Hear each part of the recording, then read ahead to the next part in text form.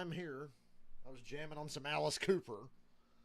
Not too close to the mic because I didn't want to get a copyright, but little Alice Cooper jam.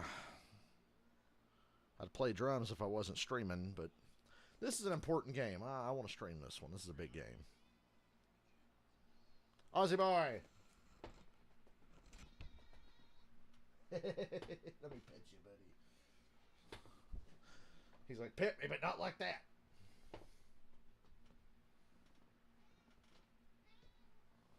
I get that boy. You silly boy. Begging ass cat. Always wanting something. Open the window. Let me in. Let me out. Where's my food? Pet me. What is wrong with you? What's up, DFS? Another NASCAR season in the books. Good stream earlier today. Good race. Glad we got to go out on a high note this season. I really enjoyed the hell out of today's race. I really did. It's another one of those things where I'm ready for the season to be over, and then the last race is good and makes you already, excited for next season.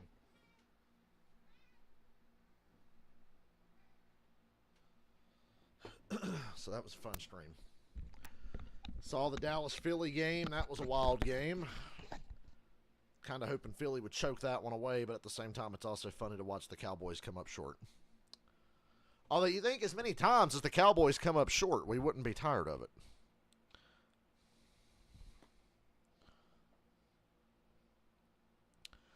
I've thought about a Discord server. I don't know if am I big enough for that?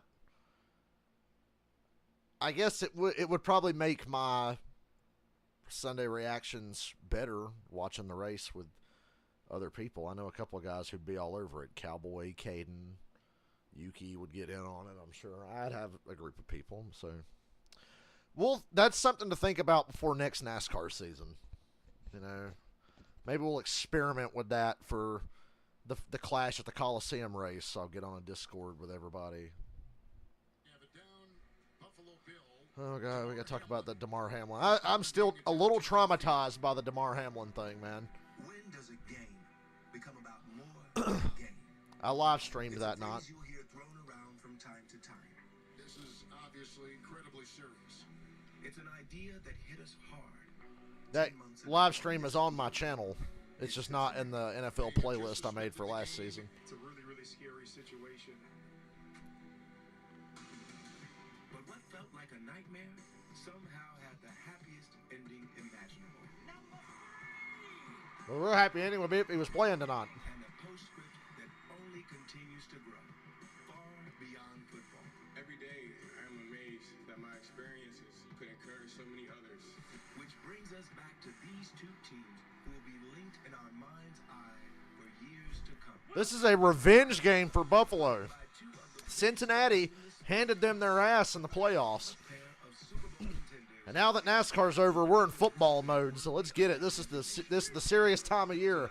A lot of big games today. A lot of seasons could have turned today. I think the Falcons are fucked. I think the Vikings have hope. The Eagles control the NFC East. The Chiefs are on top of the AFC without contest, without question. But this game right here is big. The Bengals have turned their season around. The Buffalo Bills are teetering. We got a lot of big things to figure out here in the next 2 months. Mike, as you mentioned, Damar Hamlin not active tonight. He's been available on the 53-man roster all season, but played in just one game. He'll be on the sidelines cheering on his teammates. Lots of smiles and hugs in the pregame warm-ups. Bengals wide receiver and fellow pit alum Tyler Boyd, the first to greet him when he came out. And welcome back number 3 signs in the crowd. Since his recovery, Hamlin has dedicated himself to CPR and AED education and awareness. Earlier today, University of Cincinnati Health held a free CPR training about a mile from here at Fountain Square. I did CPR training when I was in 7th grade, and I sucked at it. If there's a demand for a Discord, I could see it happening. What's up, Michael? I just laid out everything we got here. Look at that AFC North, man. The Ravens are for real. You know, I said the Chiefs are on top of the AFC. Not so fast. I think Baltimore's better than Kansas City. Pittsburgh, Browns, great defense. Bengals turning it around. AFC East is pretty complicated. The Dolphins can't beat a good team. Should have stayed with Blaney. You're right. I didn't think Phoenix was. I didn't think today would be so racy. I didn't think Phoenix had that kind of a good race in it, you know, because today was a great race. Bengals receive. Let's try to get through the first quarter without somebody dying. God, that was horrible. And a great kickoff return. How about them Cowboys? What a great game that was.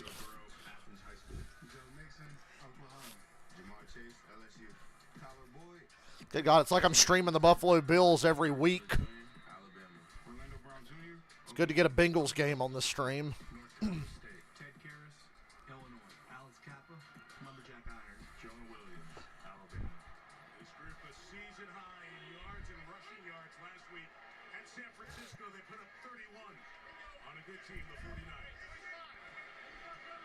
Buffalo's hurting bad on defense with all these injuries, and the Bengals are getting hot. The Bengals tore apart the 49ers last week. That was a huge statement game for the Bengals and sent the 49ers spiraling downward even further. As good as Cincinnati is, it's wild. They're technically in last place. Ozzie.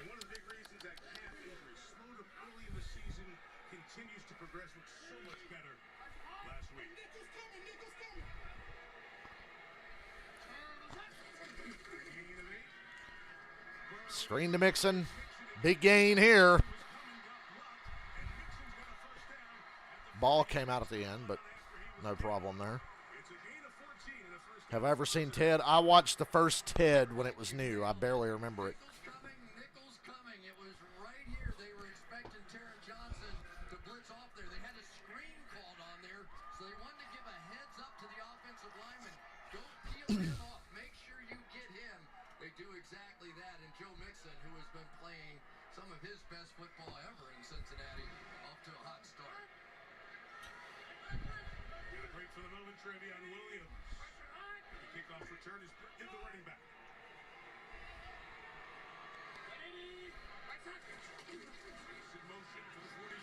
Ooh.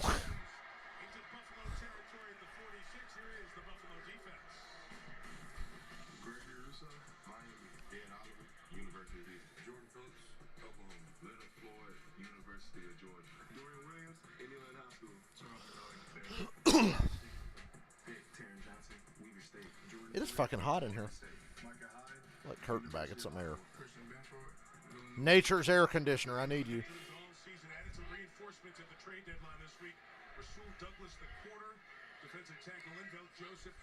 Ooh. Snap almost went past Burrow.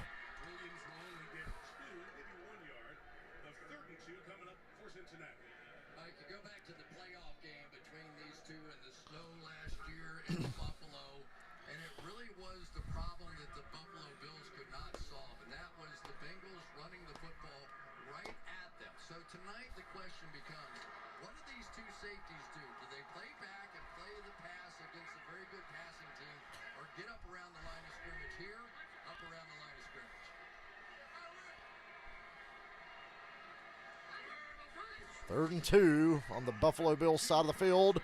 First down. Bengals moving early.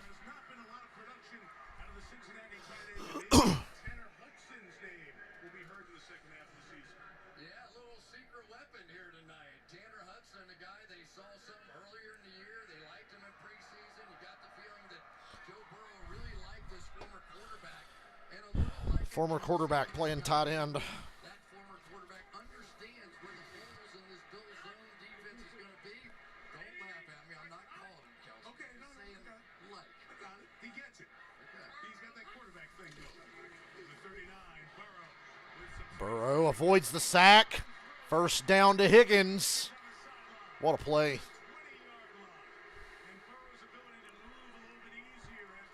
Burrow's finding his rhythm, man.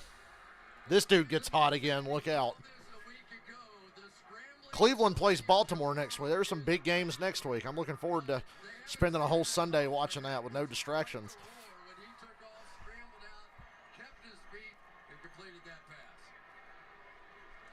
Dodson had a hand on the ankle, couldn't get him. Burrow and Allen, when they get together, they like to put on a show. Both are exceptional extending players. Switching plays to something else here. Almost a delay of game. How about that near meltdown Philly had late in the fourth quarter? Oh, they tried to give it away. Zach Taylor over there trying to decipher exactly what Sean McDermott is doing. The last time they played a single deep safety, they ended up switching out and playing too deep. So I think they canned it to a run, thinking they were going to do it again, but they stayed single deep and everybody else. So little cat and mouse game going on here.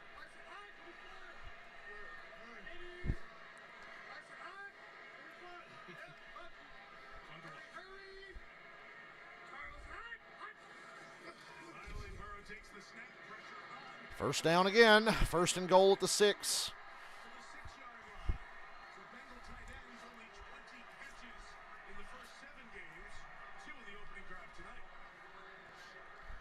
Yeah, it's one of the problems you have with this Bengals offense. You have so many different elements to cover. The ones that you're going to leave one-on-one are the Bengals tight ends, and so far Joe Burrow has been taking advantage of exactly that. Terrific opening drive for Cincinnati. This play 9.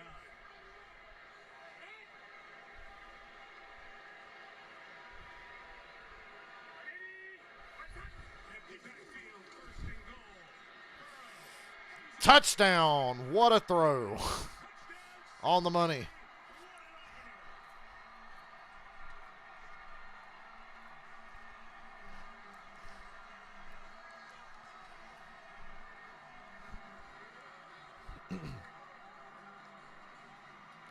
I might stream Chargers Jets tomorrow.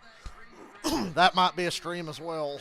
Nobody will watch, but I'll probably stream it. And for Jordan Poyer, just not much you can do when you make a perfect throw that high to a big tight end. And for Irv Smith, he's had enough of that Tanner Hudson stuff.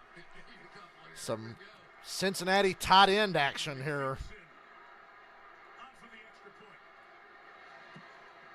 7-0 Cincinnati. Drive. Perfect. Hit all 6 and never threw it to Chase. The other guys who got the job And Kansas City got off to a hot start today, and then their offense died a death for the entirety of the second half. Defense really had to bail out Kansas City today. That's not something I'm used to. The Kansas City defense is better than their offense right now. You know you got a good defense when you make Miami look bad.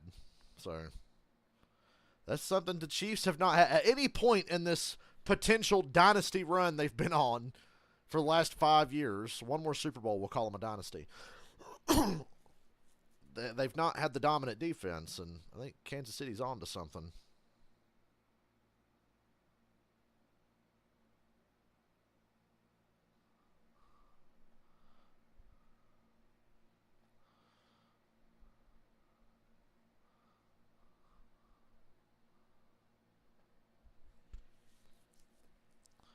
Cowboys fans, I don't know what to tell y'all.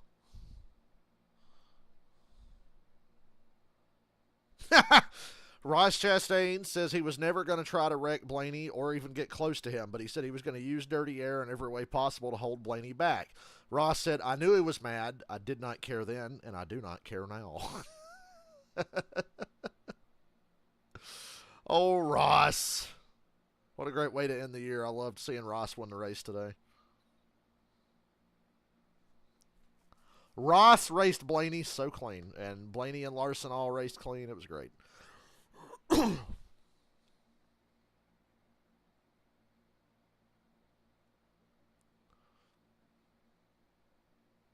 I'm happy as hell to see a non-championship guy say, you know what, fuck y'all, I'm winning this race.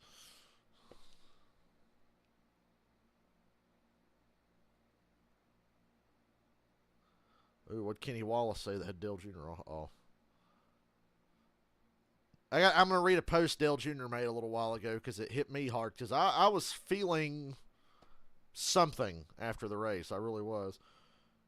Jr. said, "This was an emotional day. Watching Kevin Harvick finish his career drives home just how far into this life I find myself. So many years of memories in the past. And Ryan Blaney, who I remember talking to on the grid of his first Cup race, I brought the beer to the post-race party after his first Cup win. It's been fun to watch his career. He's one of the good guys and does what he can to push the sport forward. This sport can be frustrating at times, but it still, to this day, means the world to me and gets to me like nothing else in my professional life." I was with Junior. I didn't end my stream quickly today. I stayed on. And at one point I said, "Guys, notice I haven't ended the stream yet." Processing another year of madness. Ooh, Buffalo's going to be starting at their own 15. Cincinnati's hot. Come on, Buffalo, get revenge. These motherfuckers pantsed y'all in the playoffs. Gabe Davis, UCF. Khalil Shakir, Boise State. Stephon Diggs, Maryland. Dalton Kincaid, University of Utah. Deion Dawkins, Rory Snow University. Connor McGovern, Penn State. Mitch Morse, Missouri. Osiris Torrance, St. Helena High School. Spencer Brown, Long Island. For the year in the top 5 in points and yards, but slow starts the last 4 games. This feels like a night they can't afford a slow start. Begins at the 15. James Cook the back. Screen, Dalton Kincaid, a tight end. 5 yards. A gain of Yeah, Dalton Kincaid's having a good year. Josh Allen leads the league with This Buffalo offense has to be near perfect with the struggles their defense has had lately. the running and the passing. First in completion percentage, first in total touchdowns, fifth in pass yards, fifth in passer rating. So Allen's having a great year. Again against Tampa There's a lot on his shoulders with all the injuries they've had. on Thursday and Friday. 5 on the first one. The next one. Out of the hands of Kincaid. Third down. Complete. It'll set up third down. Yeah, I wonder if Gabe Davis is over there going, yeah, I had a couple of those early in my career too there, Dalton. Gabe Davis was telling us that every once in a while Josh Allen will rear back and throw one so hard that leaves big black bruises on his hands. Especially at the start of the game, At right? the start of the game when he's a little amped up and fired up, and he leaned back and fired that one. Man.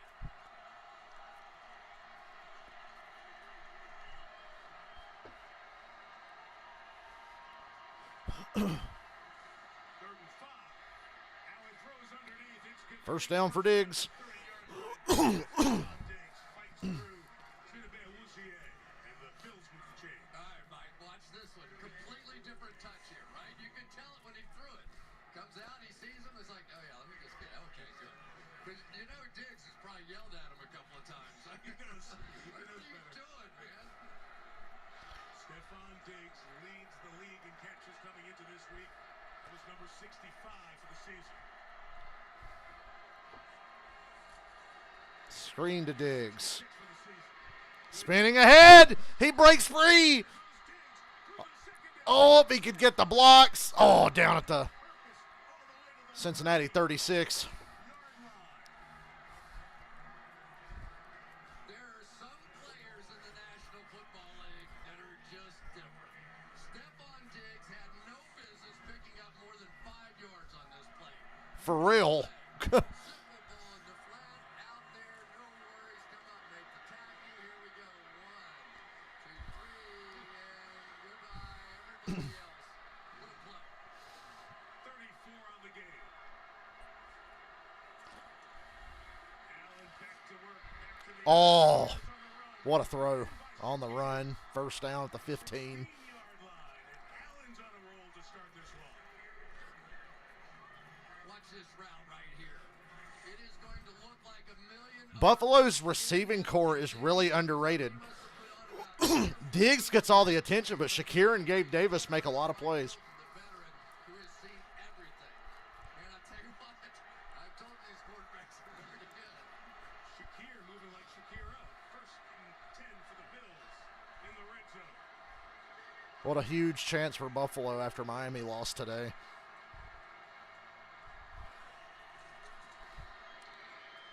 Kincaid, first and goal. Inside the 5-yard line, another Buffalo first down.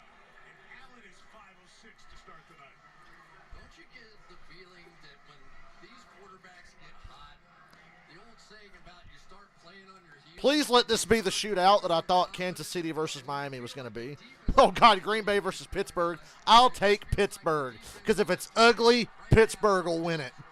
That's what they do. Before the season, I had the Steelers as the 7th seed in the AFC making the playoffs. Allen to the outside, pumps, runs, touchdown. Buffalo, flag. Flag is down. Right where Allen got past it to the pylon on that right side. Yeah, I think Josh gave a little point back as he went into the end zone.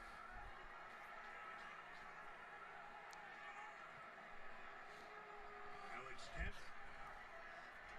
is the referee in charge tonight.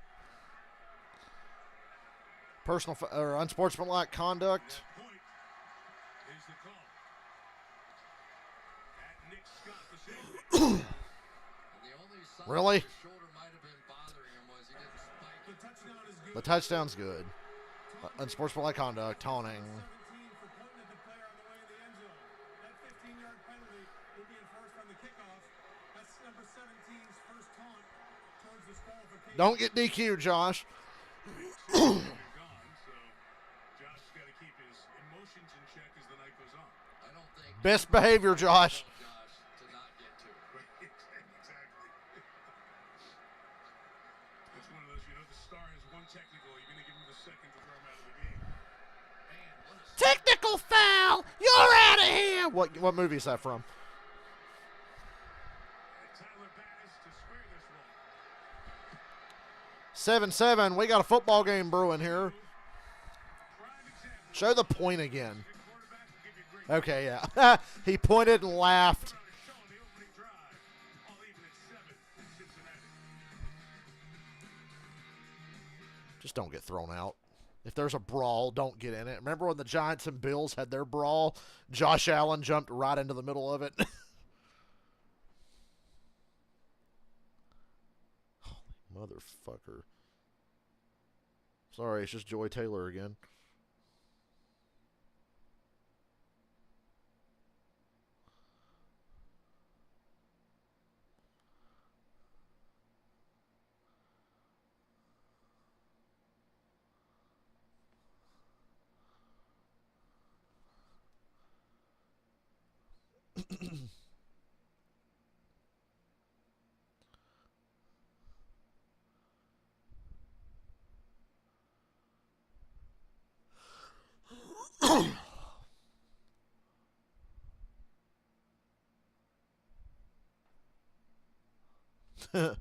Everybody's like, Josh Allen got flagged for pointing. How lame.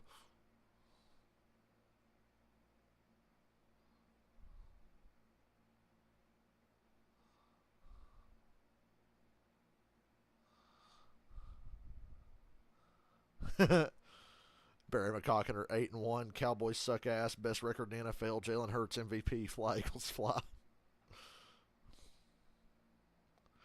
When did Dallas plays Philly again? But I'm not sure when.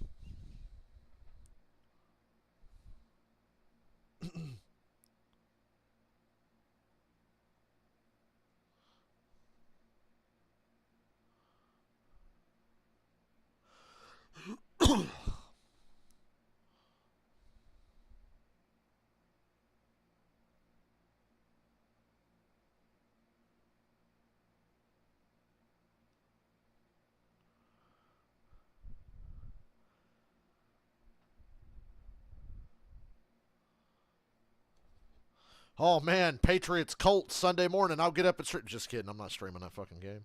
I will watch, but I'm not going to stream it. So, Patriots Colts. That'll be background noise whenever I wake up on Sunday. I'm not even going to set an alarm for that, but I'll probably be awake anyway. Well, like I said, it'll be background noise. Then we'll see what game I'm going to stream, or maybe two. I will not stream 3 games in a day unless it's playoffs, but I might stream 2 depending on what's on in my area. Right to the jungle. Looks great. Beautiful view of Paycor Stadium. Really, I can stream any game I want. It's just sometimes you'll have to look at a black screen, just like this morning when I needed my computer to watch the Dolphins play the Chiefs. And I couldn't show anything because I was using my computer to watch the game.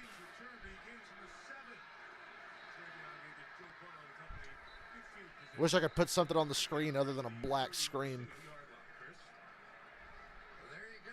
Cincinnati Bengals since 2021, 20-2 when scoring first, including the postseason. The Bengals are 20-2 when they score first in a game. They scored first here. That means nothing, but it's a pretty interesting stat. I don't think it tells a story. Well, just when they start hot, they stay hot. Cincinnati's definitely a streaky team. Pressure immediately. Oh! Good break up there. Flag. Don't know where, don't know what. Personal foul, roughing the passer. Yeah. I suspected they might throw a flag there. Refs are like, we want to see some entertainment. I don't think so. Could believe that he couldn't get there in time, and this is going to be a foul. That's not a foul. Good God. What do you want? He even turned away to not lay body weight on him. That's crap. That is not roughing. Joe Burrow's neck got a little hurt there. That's crap.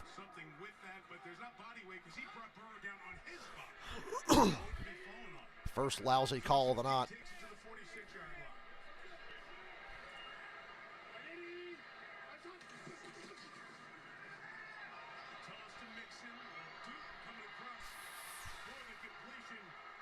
Right at the first down. I think he's a hair short.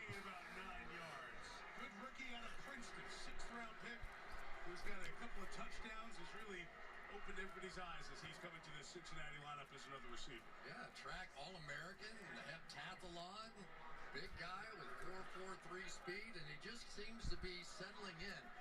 He's really clever around the goal line, too. We saw him with a touchdown pass last week against San Francisco, sort of a busted play. They jumped off sides. He kept going. Good little move for the touchdown. And same one on his first touchdown against Seattle, the game before that. Second inch is Mixon. First down, Mixon. First down, 42-yard line. But Chris, you start to look around the league. You said, man, Joe Mixon's been here a long time. Yeah, it's year 7 as the running back for the Bengals. Only Derrick Henry That's a long time for a running back, 7 years. with one team. Oh, yeah, the Eagles were in meltdown mode. Cincinnati history now behind Dillon and Brooks. The Eagles were trying to give that shit away. That's really going to be the key. And Dallas said, it's okay, you can have it. Can they get running Cowboys have nobody to blame but themselves. I don't want to hear a fucking thing about refs. in the passing game? Eagles got called for a lot of shit. They can manipulate him into a It was pretty even. awfully hard one-on-one to make the tackle. Better team won. Oh, good tackle. That's defense. Secondary to Tre'Davious White, their excellent corner out for the year. Guys have had to step up, and Jackson has been one of those. How about Dane Jackson so far in this game? He has been sensational. There was a lot of green grass to the outside if he does not make that tackle. As a matter of fact, they made a trade this week with Green Bay to get Rasul Douglas in here. He's up and ready. Got Josh Norman, who was at Carolina, right, with Sean McDermott back in the day when he was so good. Davis hasn't played yet. Linval Joseph has been in for a couple of seasons. Blitz. They got Burrow backpedaling. He throws it away. Oh! Picked, but out of bounds. That was close. Throw away almost didn't have enough arm strength on it. Well, it's going to be the key 3rd and 10. because, A, the pressure has been getting after Joe Burrow already. And we know what the Buffalo Bills can do rushing the passer, one of the top teams in the NFL. And that despite the fact that they lost arguably one of their best pass rushers in Daquan Jones up front. Lost Matt Milano, lost their best corner in Tre'Davious White. So they have been piecing it together on defense for the Buffalo Bills.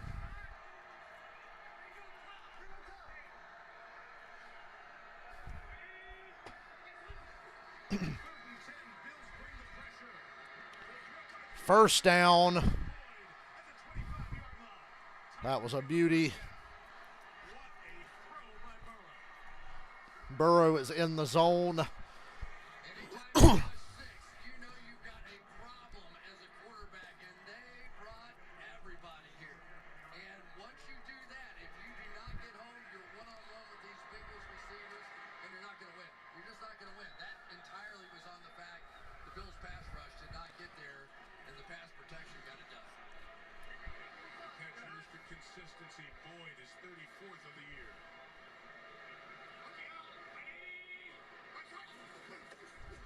From the 27, Burrow. Oh, great catch. Bengals in the red zone. Another first down to the 14-yard line.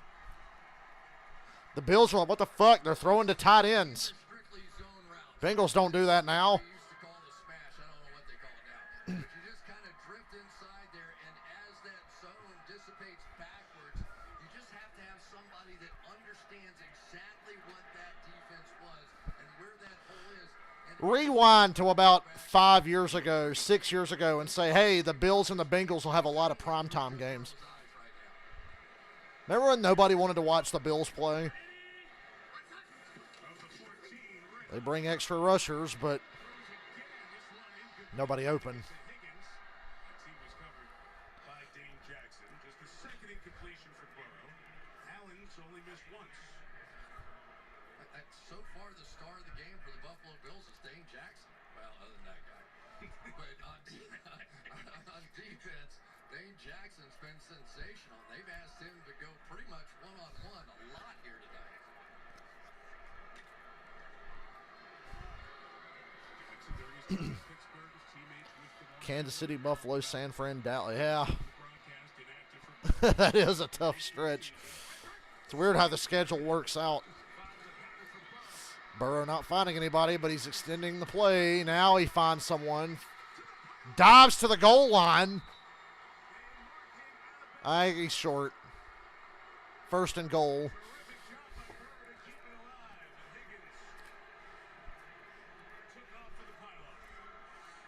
take a look to see, did he go out of He out of bounds at the 2. called by the officials? But the story of the last 2 weeks is the fact that Joe Burrow is back and scrambling. He's making the plays that he made in all those runs to the championship game and the Super Bowl. First and goal. He is back. First and goal from the 2. Mixon, the running back. Burrow will throw it. High swing pass to Chase. Jackson stretched out. Really no gain there. Makes another impact play, although not credited for the tackle. It'll set up second and goal. Now that's one of those maybe you outthink yourself. It looked like if they had handed that ball off to Mixon, he would have walked right in the end zone. But you know, you've got the head coaches basically calling plays against each other here, and both extremely talented. And so far, you know, we've seen both of them win on occasion, but at least so far, Zach Taylor's been able to march up and down the field. See if they come back to that run. Lavelle Joseph, 93. The roster Cincinnati's built here with the talent they have on offense is incredible when you look at where they were 4 years ago. Touchdown, Jamar Chase. Oh, he didn't get the foot in, or it came out at the end. Which one? I was ready to call a touchdown. Third down. It'll bring up third and goal. Catch 1, 2.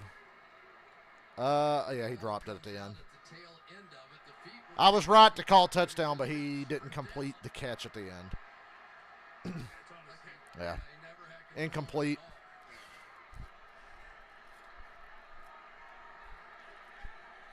They're going back down to the hip. They hand back on it. Arthur Smith would have thrown a challenge flag there. Third and Dumb fucking jackass. Touchdown, Joe Mixon. Cincinnati touchdown.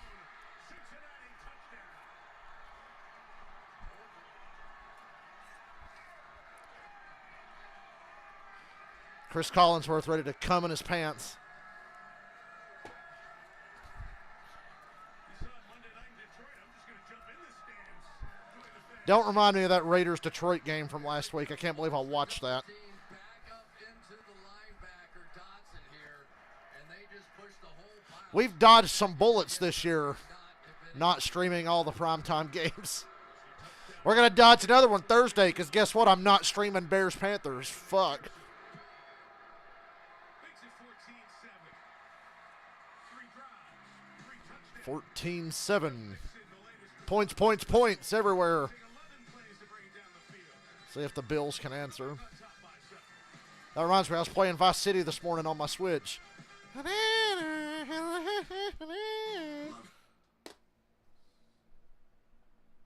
Keep feeling fascination.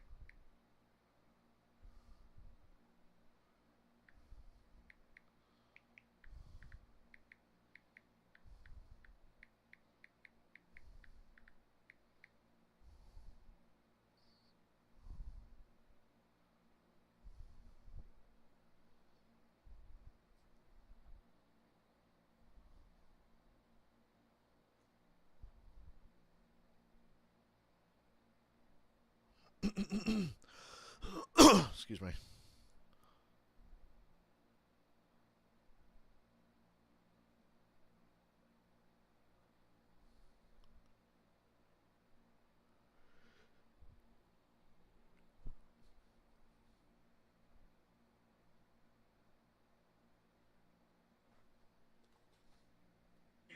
And we're back. Brought to you by Walmart Plus. As you look at Union Terminal here in Cincinnati, one of the last great train stations built in America. 1933, they refurbished it. And those folks have refurbished themselves for tonight. Festive atmosphere, party crowd. Evan McPherson kicks it. And a fair catch signal by Khalil Shakir. Only 35 seconds left in the quarter. Time to run a play, go to commercial, and have another commercial. Sam Hubbard, The Ohio State University. DJ Reader, Grandview High School. BJ Hill, NC State. Trey Hendrickson, FAU. Logan Wilson, Wyoming. GP Money, Hopper, North Carolina. Cam Taylor Britt, Nebraska. Mike Hilton, Ole Miss. Nick Scott, Penn State. Dax Hill, Michigan. Chittlebed, I was To the bell, Woozy. I love that name. Always have. To the bell, Woozy. The head coaching job in the NFL, so well respected, and has done such a good job with the Cincinnati And the team. Bengals haven't had this kind of home support in a long time. From the 25, And James James Cook trying to do his best Barry Sanders impression and only gets 2 yards. a gain of 2 here at the end of the quarter. Yeah, and it's interesting for Lou's defense now. So many young players on the back end. They had to let go Jesse Bates and Von Bell. Just Who's the cute chick on the Bengals sideline? So now they have DJ Turner out there, and he's a rookie. Jordan Battle's playing a lot at the safety position. Cam Taylor Britt, a second-year guy. So probably not quite as exotic as he's been in the past. But still 14-7 Cincinnati. Pretty good quarter, 217 A lot of fun that first quarter. Cincy up 7. Sunday Night Football continues after these messages. You know what? I'm thirsty and I have Powerades, so I'm going to go get one.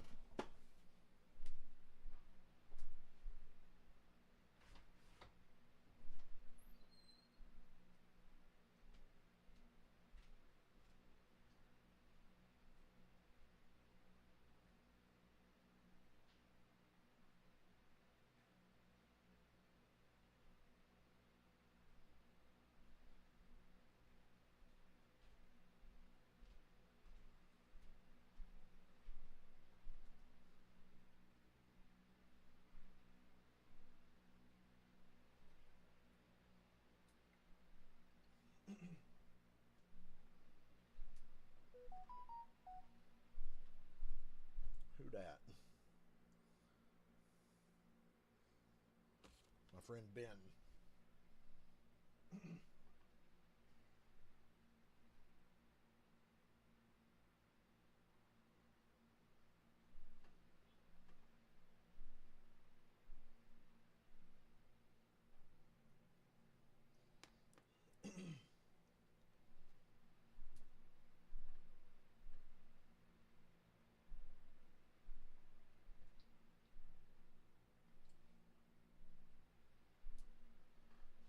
Let me hit Alex up and see if he wants to play Texas Chainsaw after the game.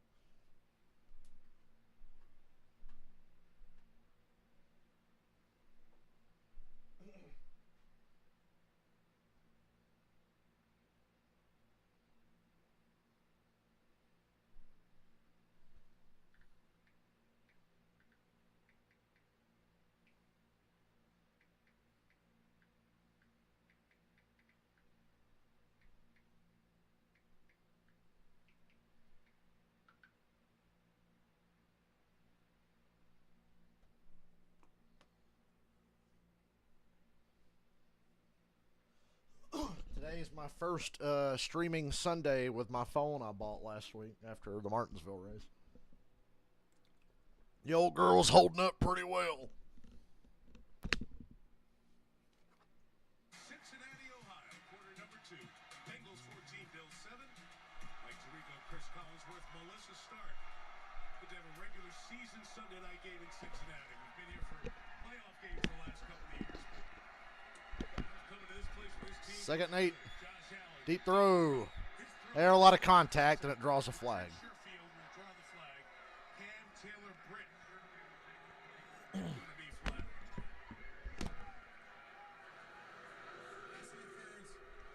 Half interference defense. Remember Jerome Boger?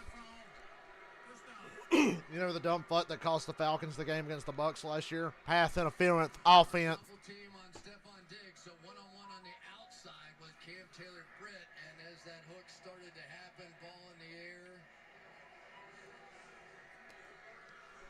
Foul call. The offense always has the advantage and the ability to run back to the quarterback.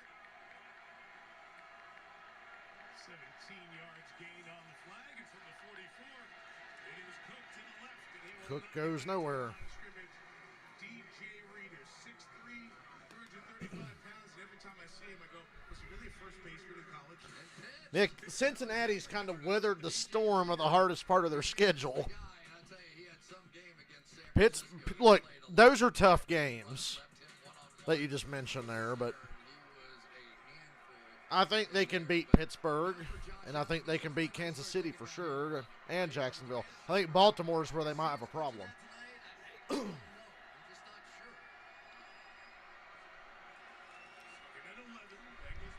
Allen gets rid of it. Avoids the sack, but it's incomplete. Before he was going to go down. The pressure came from a couple of guys. Trey Hendrickson was the one who was there at the last moment. You're always going to have a problem, even if your best player is out here on Trey Hendrickson. He has 8 sacks on the year. Deion Dawkins, probably their best. But you have to get rid of the football for Josh Allen, and he just didn't have anywhere to go.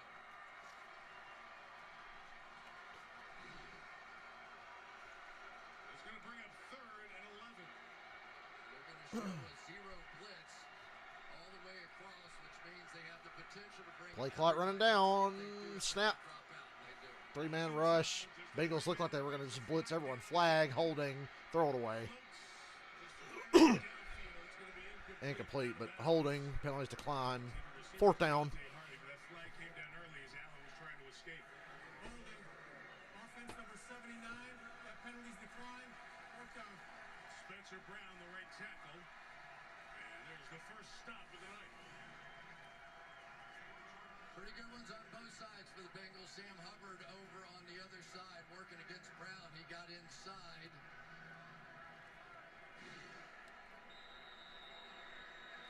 Huntington, Sam Martin will kick it. Trevor Irwin back deep to receive. Bills have 2 excellent gunners on each side. Cam Lewis and Saran Neal. Some of their special team stars. Not a good kick. Yeah, not the best punt, but the coverage is good. Well covered to clean up the poor kick. Tyron Dotson makes the stop. The Bengals will take And back to commercial we go. I think there's points in games where we just have rapid fire commercials.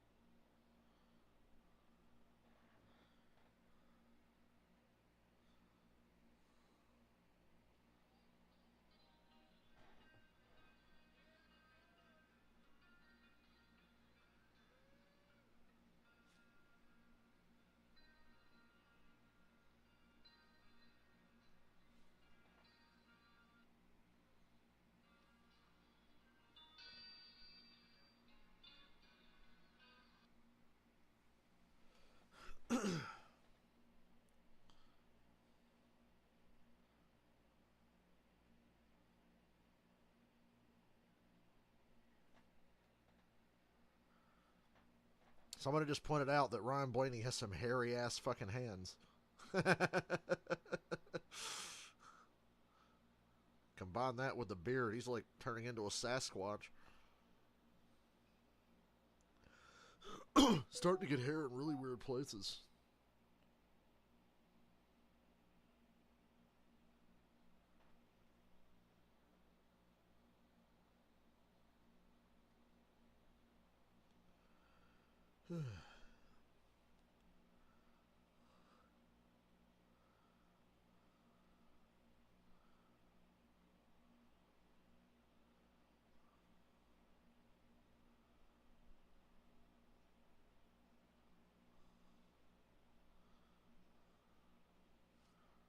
Boy, how long is this same commercial?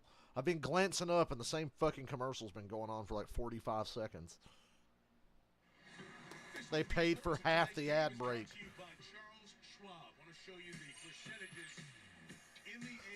Oh, Michael, you need to go back, and I can't remember. It was pretty early in the race, but I went on about a 15 or 20-minute tirade just ripping Arthur Smith a new asshole.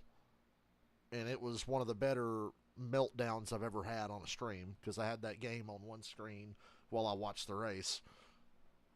One of my better rants and raves about what a stupid, worthless, motherfucking cunt Arthur Smith is. Stupid fucking idiot. Oh, he got a mustache. And he coached Derrick Henry once. Well, fucking good for you. You still fucking suck at your job, and you're the reason we suck. We got a great fucking roster. We got a good GM. We need a coach and a quarterback is what we need. And the coach is the biggest fucking problem. Because I like Taylor Heineke, but he ain't a franchise guy. But the coach is the fucking problem. Stupid, worthless motherfucker. Go back to Tennessee. You know nothing, you fat, rich fuck. You've lost me for the rest of the fucking year. I don't give a shit. Fuck Arthur Smith, and fuck everybody that ever defended him to me. Screen to Chase. Bill's all over it.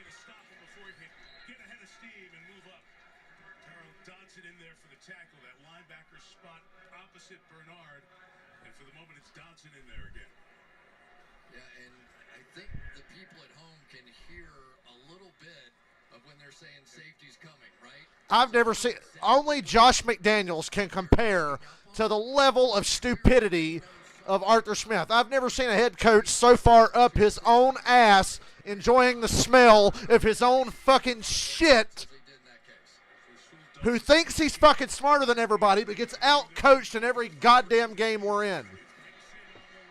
And Mixon just broke a big run for a first down. That's devastating there.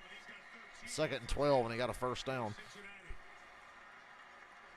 I would rather have Josh McDaniels than this dumb motherfucker. At least Josh McDaniels has been successful in his career in certain areas, just not as a head coach. He's pretty bad.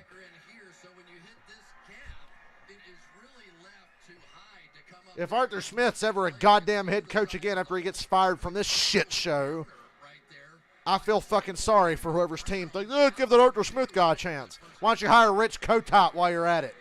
Or Al Groh. Or Jim Tom Sula. Why don't you bring back Jeff Fisher while you're fucking hot? I'd rather have Jeff Fisher than Arthur Smith. Stupid, worthless fucking ass. We ran a play last week where we had Jonnu Smith throw to the third string tight end while Kyle Pitts blocked. Who the fuck draws that up? He's just smarter than everybody else, guys. We took Bijan Robinson out of the fucking game for no goddamn reason against Tampa Bay. And then, yeah, we run a play where Jonnu Smith throws to the third string blocking tight end while Kyle Pitts blocks. Fucking great. You lose to a third string, lifetime fucking loser, bum ass quarterback like Josh Dobbs, who's been on a team for 3 fucking days. Your team lost to that.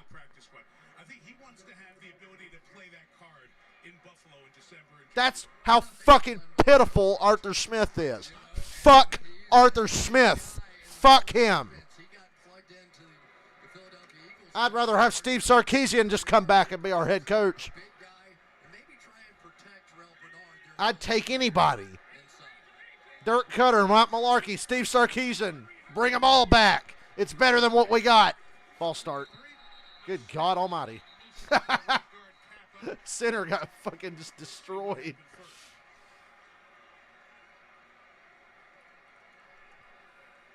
Definitely looked like Kappa moved first. He's 65. If Arthur Blank lets Arthur Smith waste any more of my fucking life as a Falcons fan, I'll be happy to be the first motherfucker to piss on his grave when he's dead. Because this shit ain't working. You're going to call it on that offensive lineman, and Von Miller was in the starting blocks and ready to go. Where they sure hope. Von Miller, it's like every week you can see him coming back a little. Watching Arthur Smith coach is like looking out at the Grand Canyon of ineptitude. He's a dumb-ass motherfucker. Chris Evans the back, flank down to the top.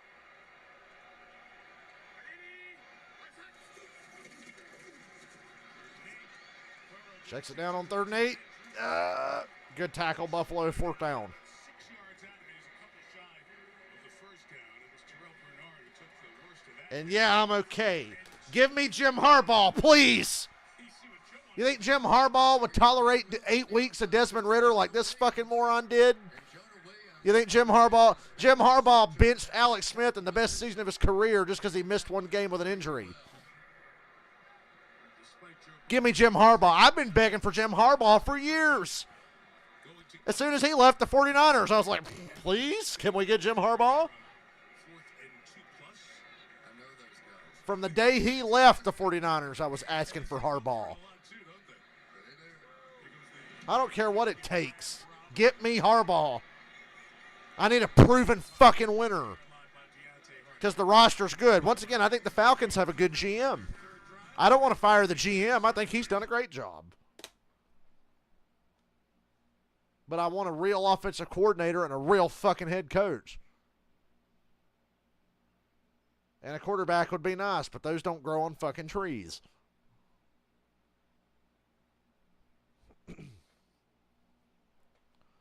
Gee, if only there was some kind of Hall of Fame quarterback available that spent his entire career with us. Oh, he is. And even he's washed up. Matt Ryan washed up is better than Desmond Ridder, and he's still probably better than Taylor Heineke.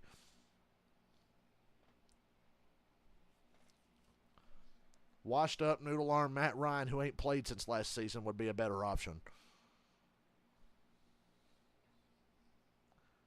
Hell, make him the head coach while you're at it. Let him coach and play quarterback. He can do that all better than Arthur Smith.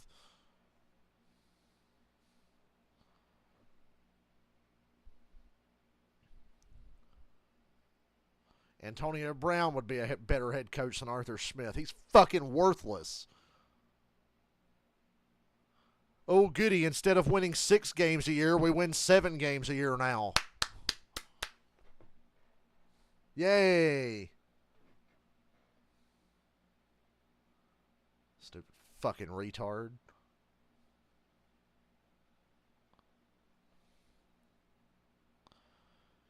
Yeah, Lions offensive coordinator, he's working some serious magic. You know he's probably going to get a job somewhere.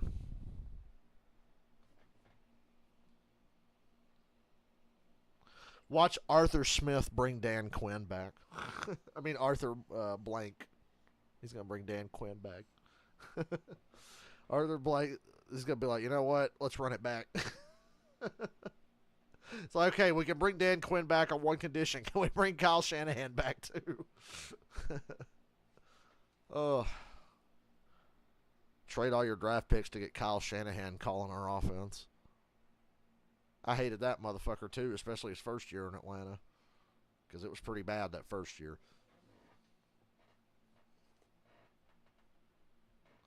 Man, Patrick Mahomes is in a lot of commercials. Remember when Baker Mayfield was in all the commercials?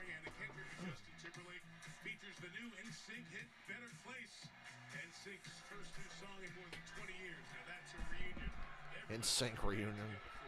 Deep throw from Allen. Well covered.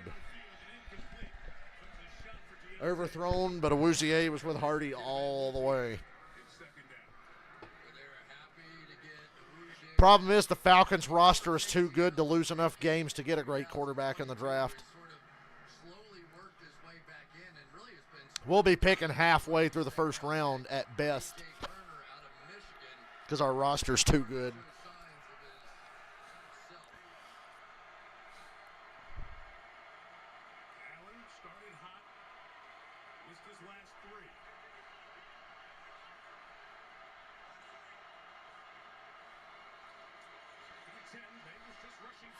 Intercepted.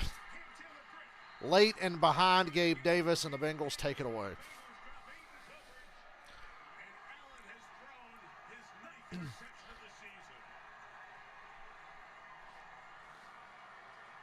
Remember when I said they put a lot on the shoulders of Josh Allen?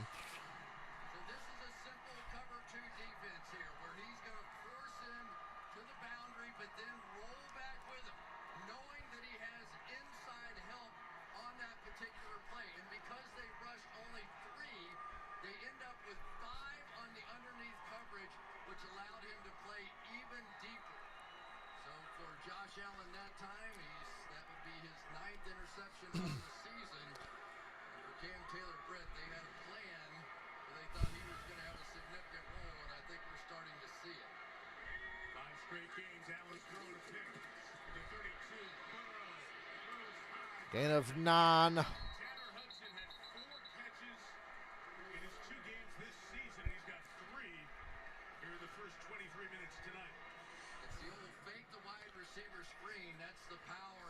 I may have went too far during the race when I said I hope Arthur Smith gets hit by a fucking car. But that's how I feel.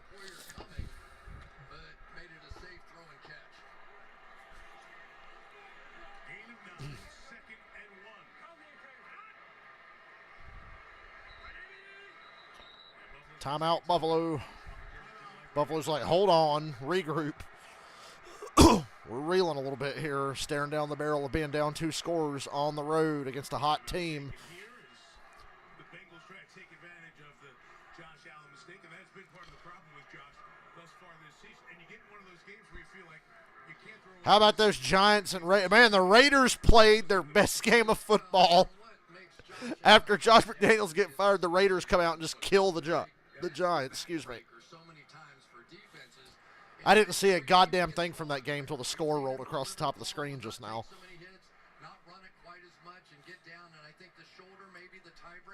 I watched Kansas City, Miami, and I watched Atlanta versus Minnesota, and I watched Dallas, Philly. Those are the games I watched today.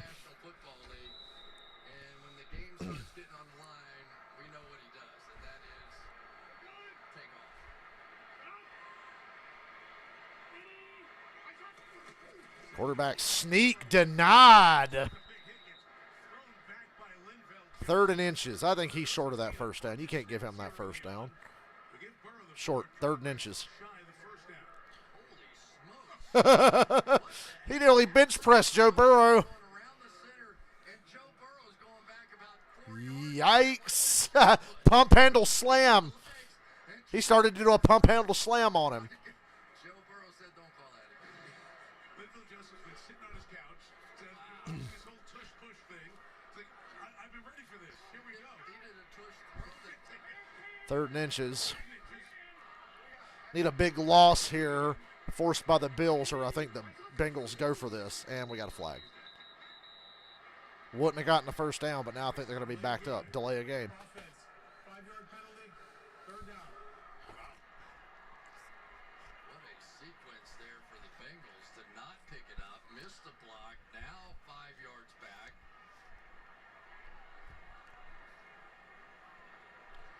And credit to Brandon Bean and his Buffalo staff, being the GM of the Bills. What do you do? Well, who are at the trade deadline? We got to get somebody in there, right? And that big body, exactly the reason you want to get him. So third and full 5 now for Burrow.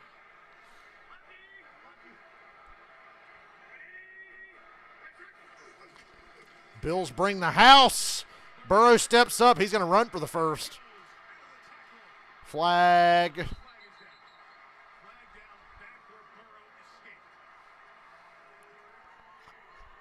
Bills brought the blitz, and I think it forced a hold. Holding. Yeah. That's number 65. It's a 10-yard penalty.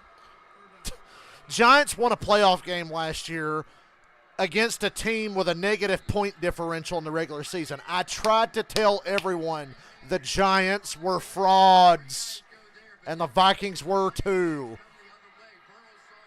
Fuck the Giants and their idiot fans. I told you all along you weren't good, because they got their ass smoked by Dallas twice last year. They got their ass smoked by Philly. And, oh, wow, they beat a team with a negative point differential. And then they got shit beat out of them by Philly again for a third time.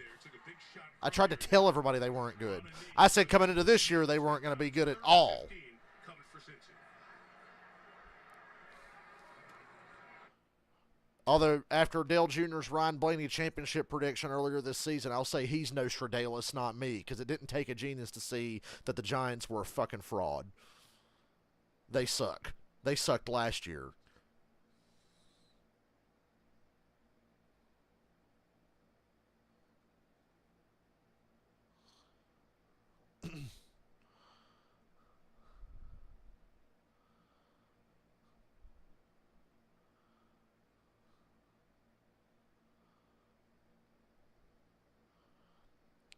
I know all that matters are wins and losses.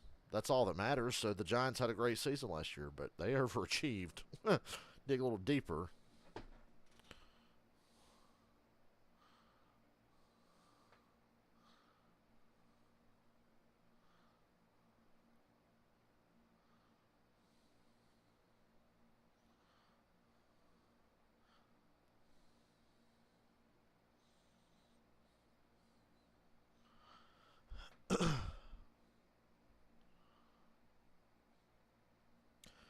Getting beat that bad by that Raiders team. I mean, who knows? Maybe the Raiders are about to go on that Rich Bisaccia bullshit again. Remember when he stepped in as the interim when Gruden got shit canned and they took the Raiders to the playoffs? And then fired Rich Bisaccia and hired Josh McDaniels. Fucking hell, Raiders. Yeah, we could have won good money on Blaine. Michael, maybe we need to make a championship bet at the start of the year. Let's make 4. Let's help ourselves. 4 championship bets. Let's call a Final Four and just bet.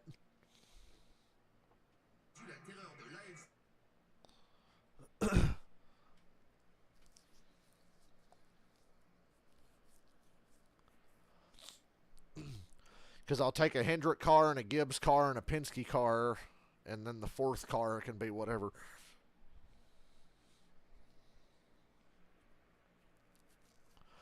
Your Final Four next year will be Chase Elliott, Ty Gibbs. What ouch for the finger is in French, but Joe Burrow's finger not feeling good right now. No, we saw him coming off and had to put it in his Occupational hazard. cool it down. He's been messing with it the entire break. 3rd and 15. They're almost out of field goal range. They got an interception here, and they're on the verge of not getting anything out of it. Out, at least for this snap for Buffalo. The Bills go 6 defensive backs. Offsides. Buffalo jumped offsides. Buffalo jumped off sides, but I think you just take the. I don't know. It's a tough call. Take. You know what? Replay the down. Take the 5 yards. Replay the down. Yeah. Defense number 56. Sorry about that. It's a 5-yard Sorry about that. Remember that time the ref hit Jay Cutler in the face when he was announcing a penalty?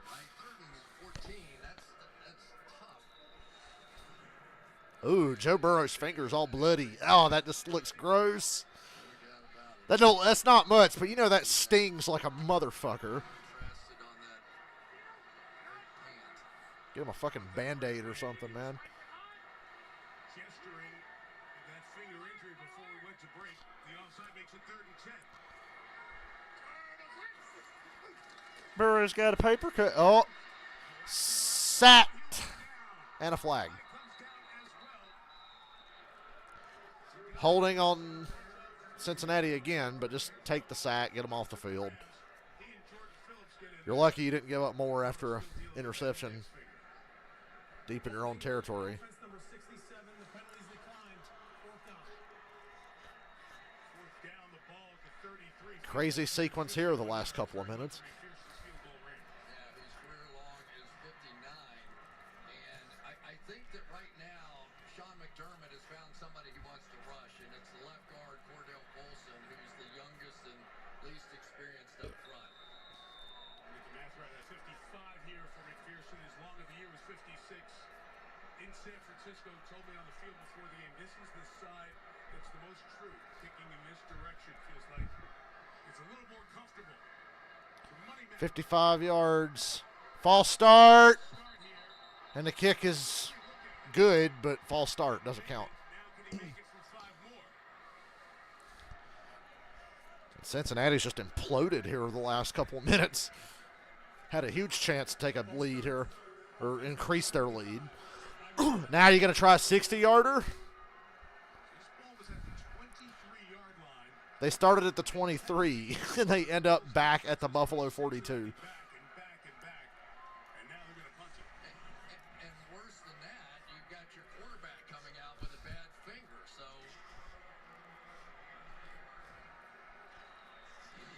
Very small. Now they'll punt. They're not going to try the 60-yarder.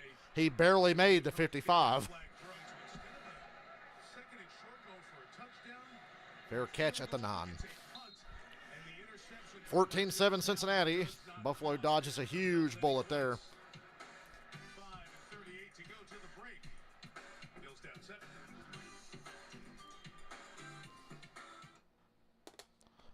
Huge break.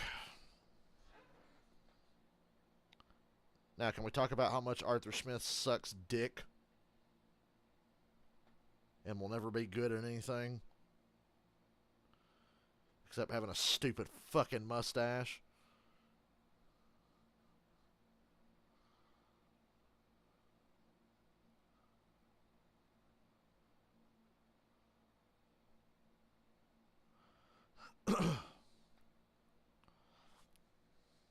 That's a picture of Mark Davis that says, "Can you believe this team is in a worse situation than this dude's hair?"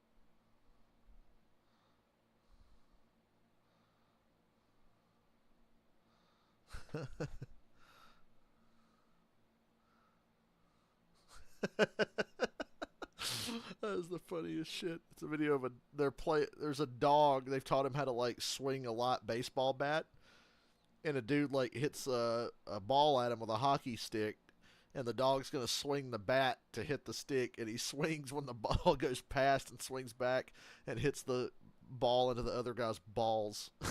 Hit him in the nuts with it. Oh, that's amazing.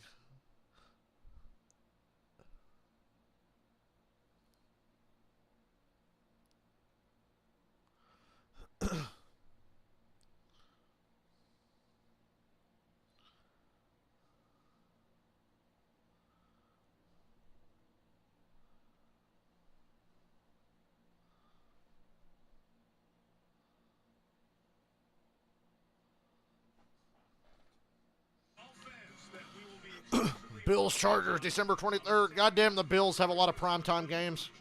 They've earned them, but damn, they're turning into the Cowboys.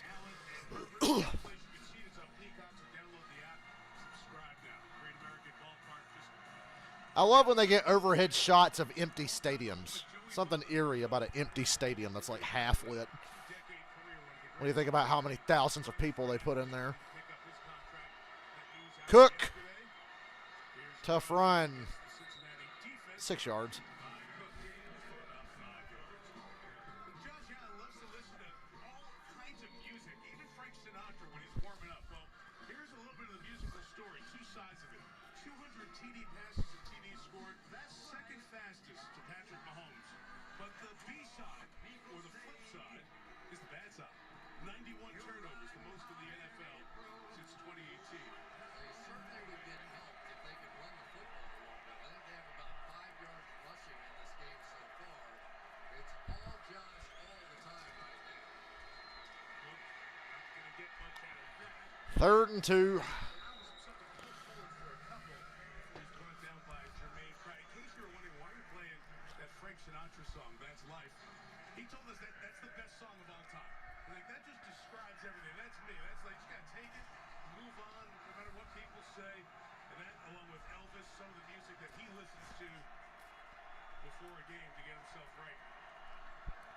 This is a tune he's singing after third and a couple.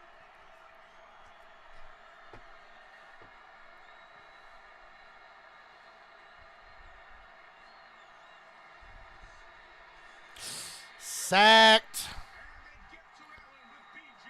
Hill. 4th down. Side guys have been a big factor. Hill and Reeder. And Hill gets his 4th sack of the year. Anytime you get this game going, it can be awfully tough on those offensive linemen. They think they have it picked up. That picked up, though, when you have Hill going out and slamming into the tackle, then he turns back to the right and has a clean path to the quarterback. It's almost everybody's favorite stunt in the NFL. Sam Martin can use a good one. This is not a good one. Line drive, 46. Crappy punt. Trenton Irwin turns it upfield. Good coverage. He'll take over in Buffalo territory for the second straight possession. And because Irwin's not Gunnar Oshipsky, he doesn't fumble 30 after or the muff the punt. US. To build the Man, the Bengals are the cheapest run organization. That stadium is still a shithole. They play on fucking field turf, and they don't have an indoor practice facility.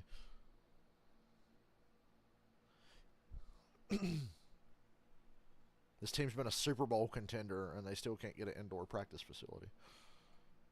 They have to cross a busy street to get to the field to practice.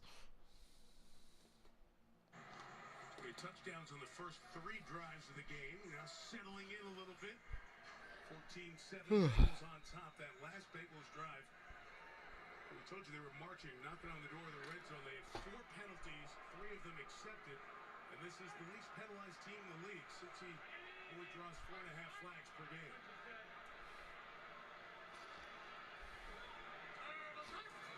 From the 45, Burrow. Ooh, bad throw. First bad throw of the night for Burrow, I think. One more time. Well, listen.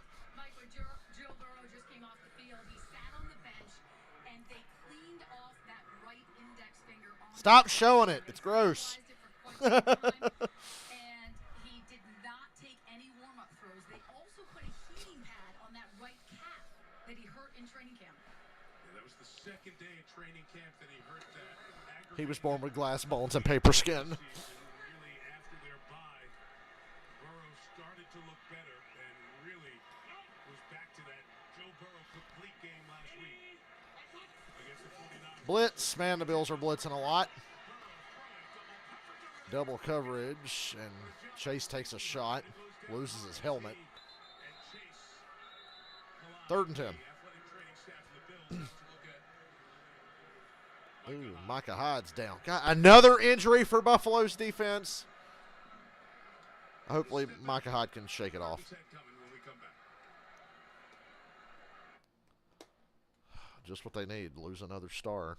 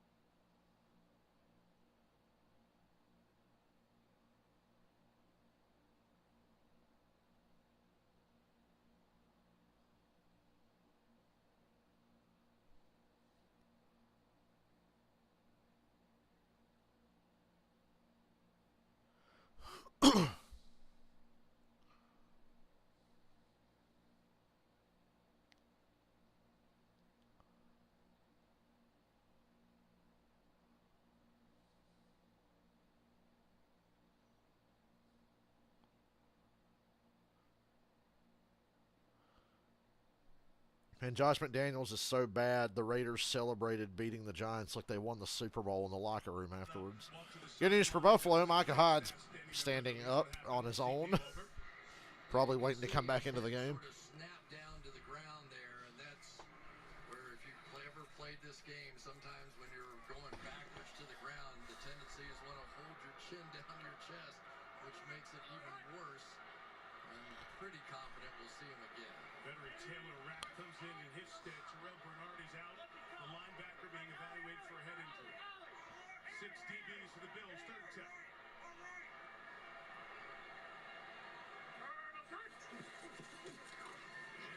10. Third and 10.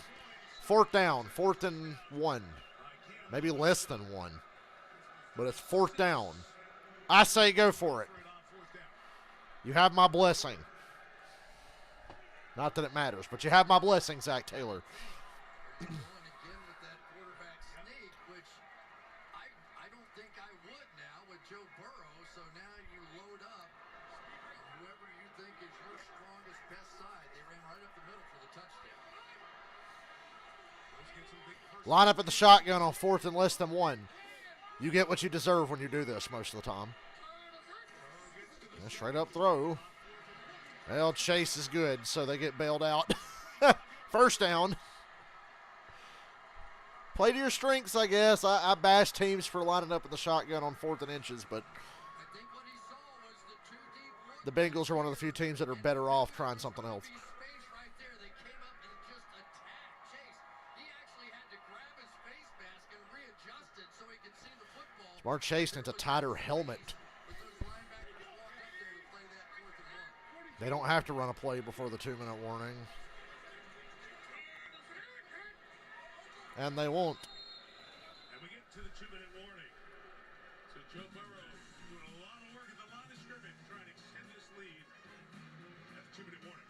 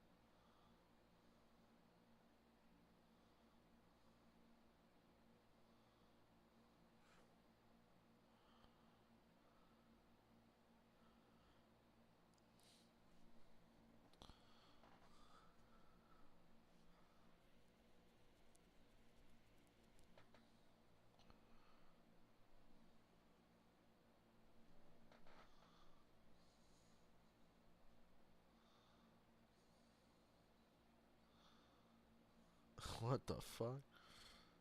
You see the strangest shit when you're browsing the internet. The guy practically burning his ceiling out to get a hornet's nest out of his fucking attic.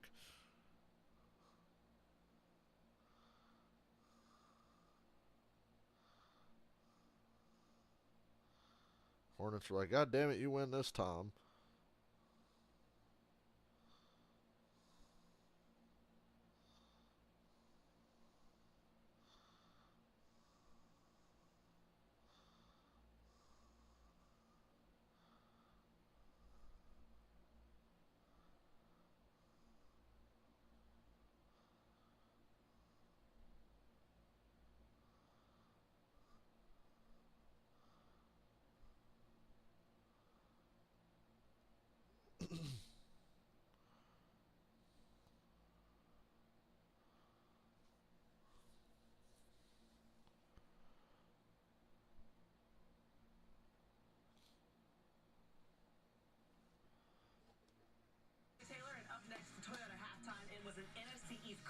between Dallas and Philly. The Eagles held on in the last DB, how you doing? Just saw your comment. I was looking at Facebook during the commercial. Look forward to the rematch week 14 on Sunday Night Football that we'll have in Arlington. Watching football. One-sided in terms NASCAR season's over, so this is me for the next couple months. only 7 on the scoreboard. Bengals trying to add to that. 25, Joe Mixon to the left. Bengals look like the better team so far. And a timeout taken by Buffalo here, trying to get the ball back. Yeah, of course, we've been talking about Joe Burrow and his calf early in the year. I mean, he really didn't push off of that leg ever. He would sort of dance around a little bit on it and then throw or lift it off the ground. But tonight, we're seeing him hit that back foot and really drive it forward. And actually, we saw it against San Francisco as well. But some of these scrambles, they just weren't possible early in the season. And the fate of the Cincinnati Bengals goes how Joe Burrow and that leg does, because he's a little like Tom Brady. Sometimes it's those subtle movements inside the pocket that wins games.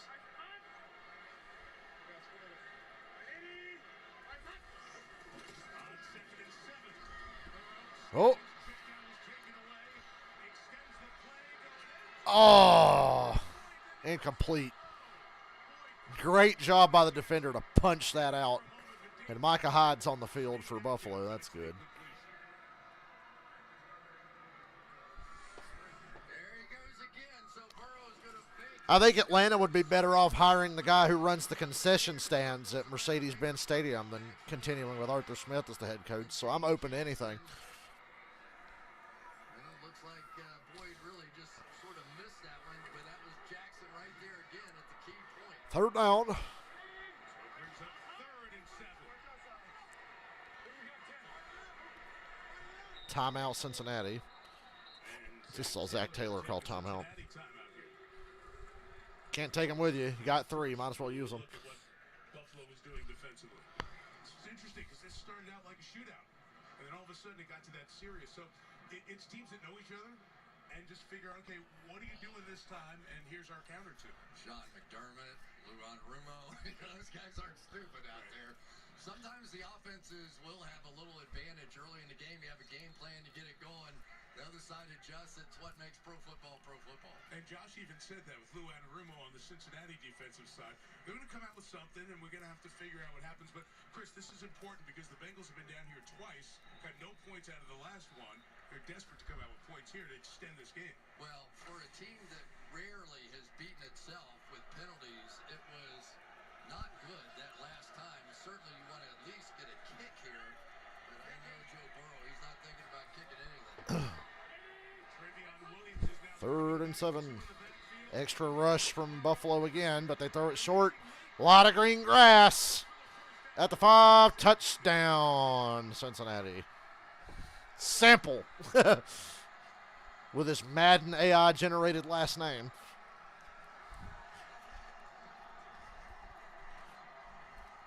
Yeah, Buffalo's hurting on defense. targeted 4 times all year. Sample is 2nd of the night. It's his 4th target this season, and he scored. Man, Buffalo's blitzing a lot.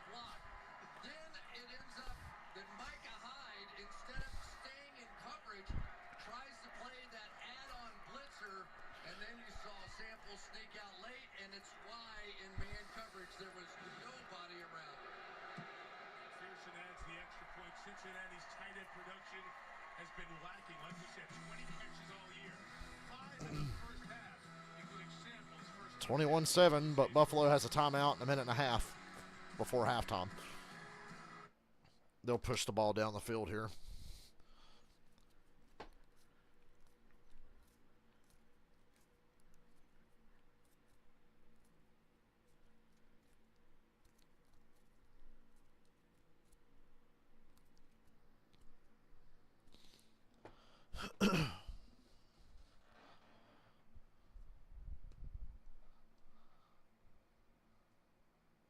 Guy said Carson Hocevar looks like Lance Bass from NSYNC, and he really does. career touchdown for Sample, and there you see the numbers for the tight ends for the Bengals here tonight. It's been a big night up in Cincinnati. Get out to a 21-7 lead. Was it National Tight Ends Day last week? It was, We got them all hot here tonight. That was a great read, though. We have seen smart play out of those Bengals tight ends. Touchback, Bills get it at the 25 with one timeout and $1:37 left. So now for Josh Allen and the Bills. Remember, Cincinnati won the toss and took the ball. They'd really love to get a score and come back and get the ball to start the second half, but they got some first downs after that opening drive. Not much since. Bengals pass rush has gotten after him a little bit here as well. So, I hate to say this again, but so many times these are the moments where Josh Allen runs for 20 and you start a drive and you're running, right? We've got Latavius Murray in there, who is by far their best pass protector. Allen hesitates. First down, wide open. Near midfield, on the ball, no huddle, no huddle, tempo. Good drive starter there.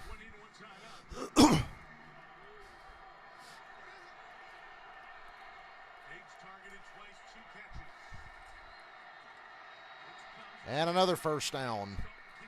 On the ball, 1:06. Big chunk plays here to start the drive, but they've only got one timeout in a minute now.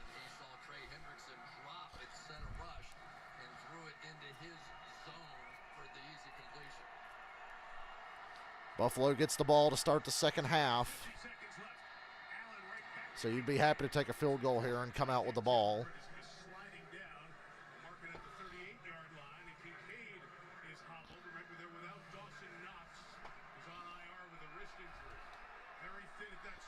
Kincaid already still on the field. And he throws to him. Out of bounds, 27 seconds. Get out of the game, man. You're obviously hurt. Need a minute. I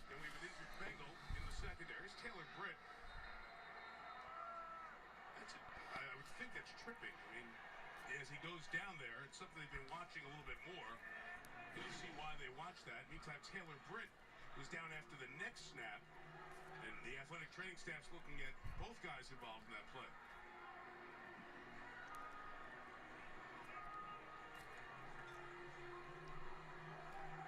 Cam Taylor Britt's second-year pick out of Nebraska 2 seasons ago.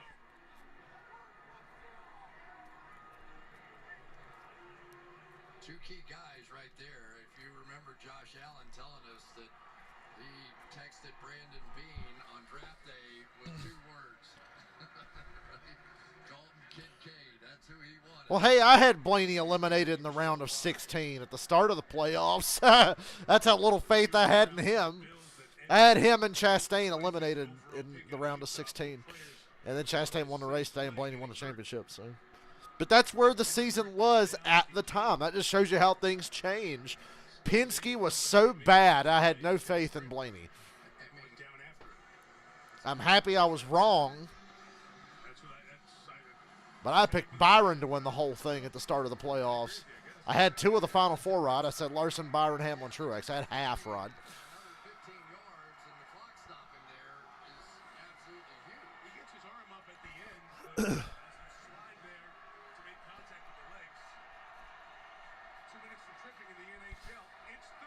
Third down, they're on the edge of field goal range.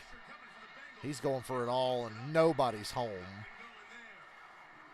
I think try the long field goal. Or do you go for it on this 4th and 6?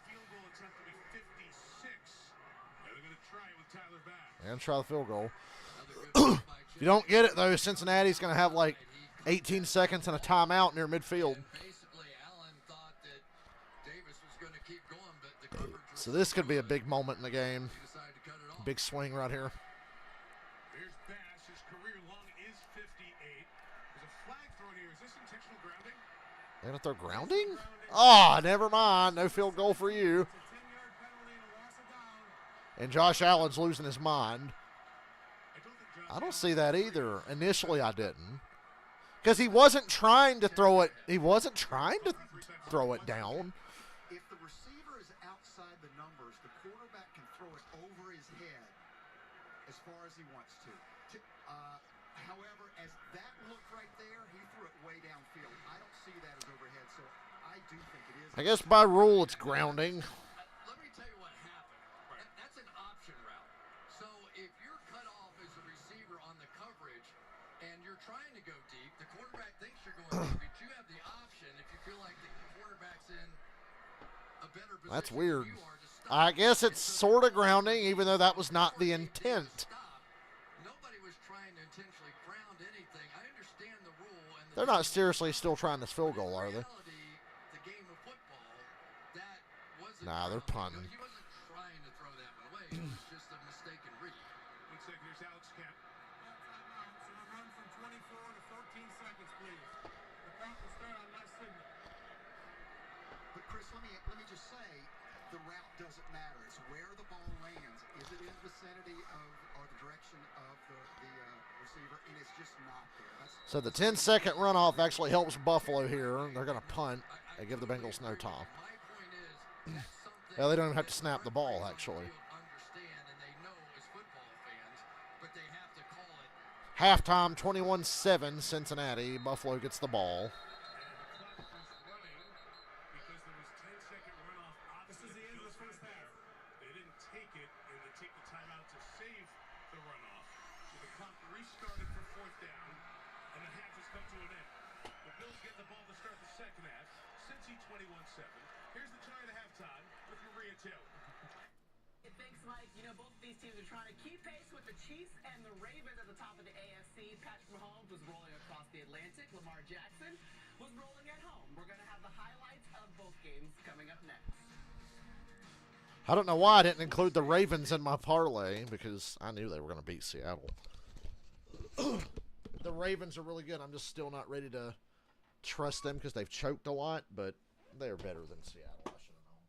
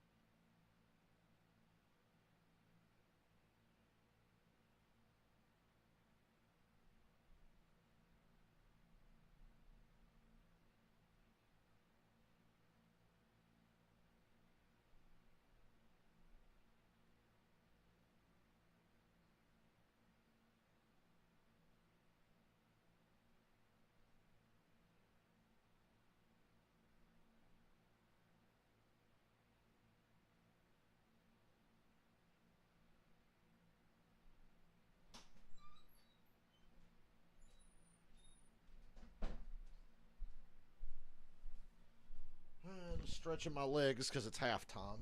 Get out of the chair and stretching my legs so I don't get a blood clot in this bitch one day. Knowing as much as my ass sits in that chair, I probably will. Even though I work a very active job 4 days a week.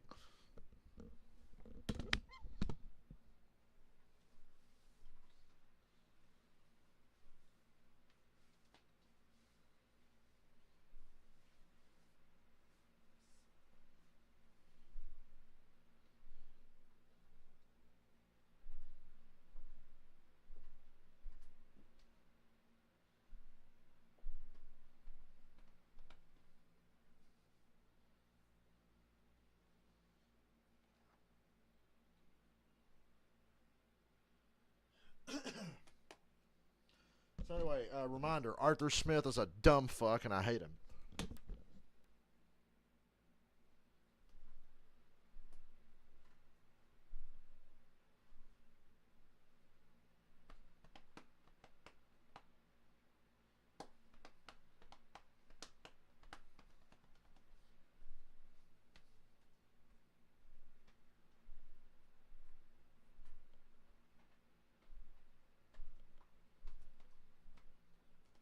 Halftime. And because I ain't said it in a while, how about them Cowboys? Well, Cincinnati America's favorite comedy act, the Dallas Cowboys, in a clutch situation in an important game.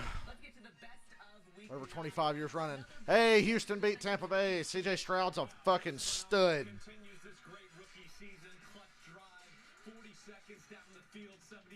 Love CJ Stroud. Glad the Panthers didn't draft him. They're going to show the Tyreek Hill fumble here that ended up being the game-winning score before halftime.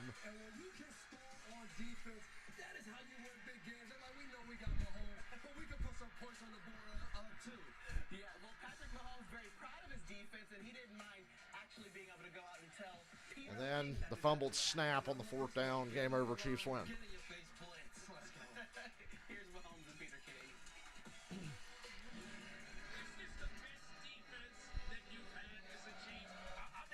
Peter King making the trip to Germany.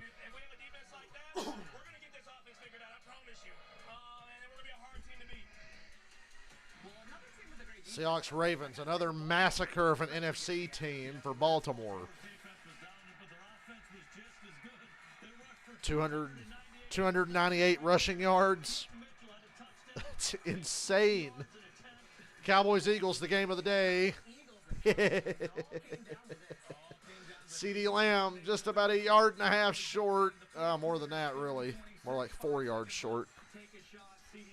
Eagles are 8-1. Yeah, the Eagles moved to the NFL best 8-1 record, but the Cowboys, not just that drive, but several drives came out very close. They had opportunities. They had a catch at the goal line where the tight end was down an inch short. The ball was an inch short.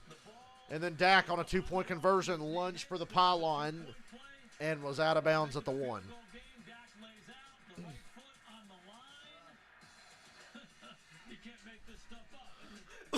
Eagles tried to give it back.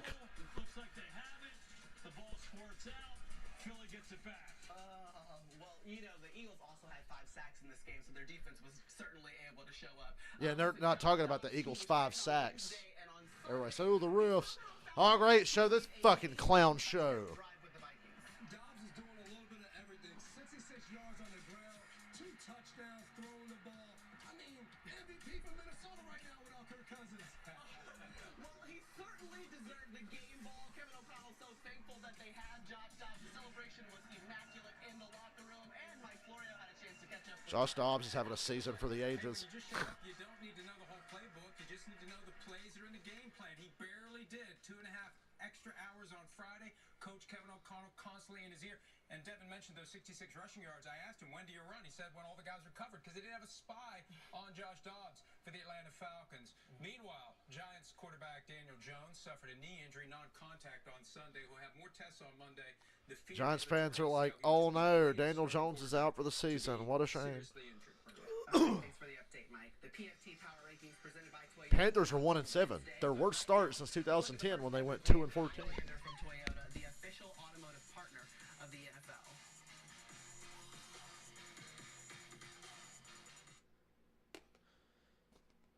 I'll be right back.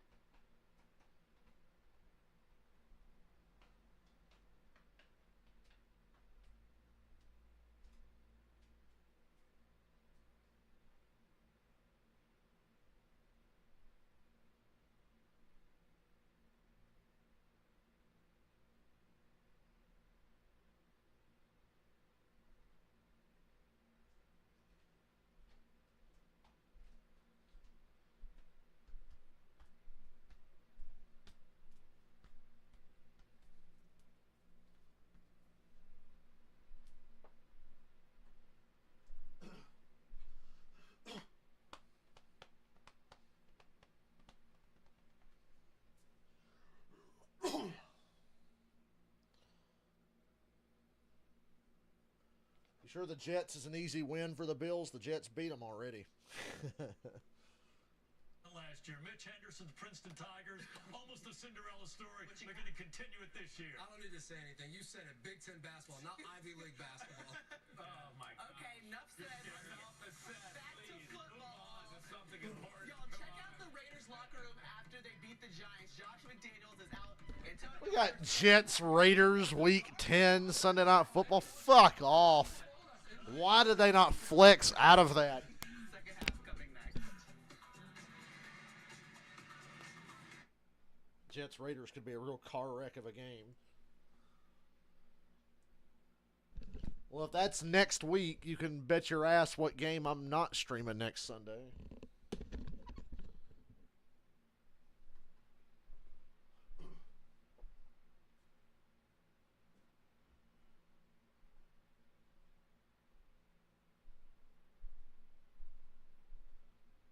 Give me a minute.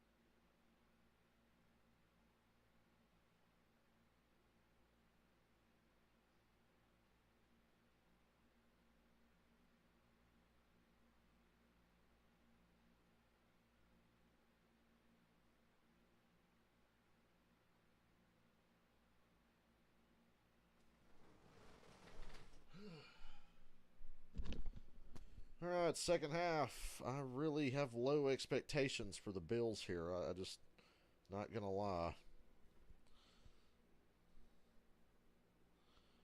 See what they're made of.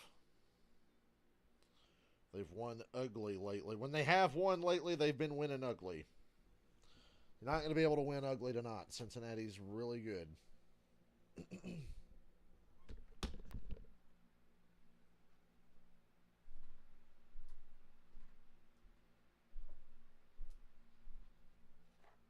First three drives, and then Cincinnati adds the lone score in the second. 21-7 Bengals. Bills get the ball to start the third.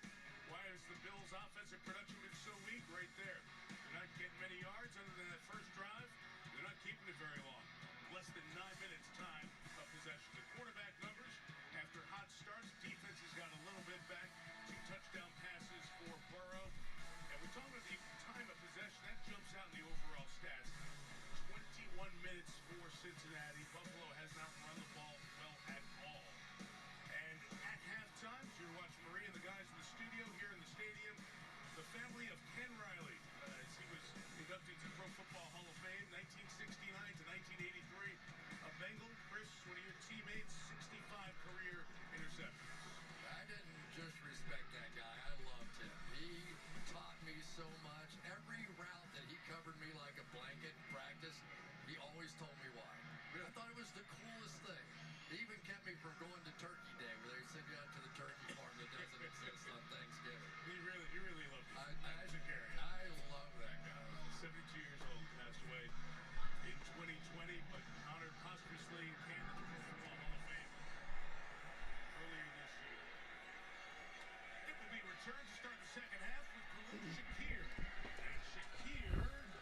Good little kick return. Here's Melissa. I'm over to go with Sean McDermott. You guys are hanging around tonight. You've made it into the second half with me.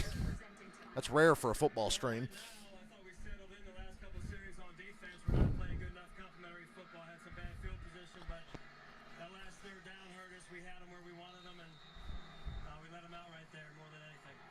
You scored on the opening drive, nothing since. What do you need to do to get going again offensively? We got to just get into a rhythm, stay out of third and longs. Melissa, thank you. Buffalo, nothing in the run game. 5 for 11. Buffalo nothing in the run game. This has been a recurring theme the last few years. Capture tonight. Over the 30-yard line, pick up a 5. Yeah, Mike, it's interesting. We think of these two teams as being so wide receiver centric, right? But tonight, it's really been a little bit more of the inside game. The Bills and Josh Allen, not a lot of success to the outside, more in the middle of the field. And I'm sure that was one of Anarumo's adjustments for this one. Dalton Kincaid and Cam Taylor Britt hurt earlier, both on the field. Ah, Allen scrambling here, and that pass looking to get rid of that one. And a flag. I think they're going to get him for the hit on Allen.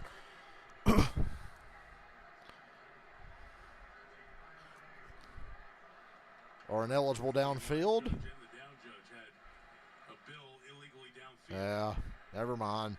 Ineligible downfield. They'll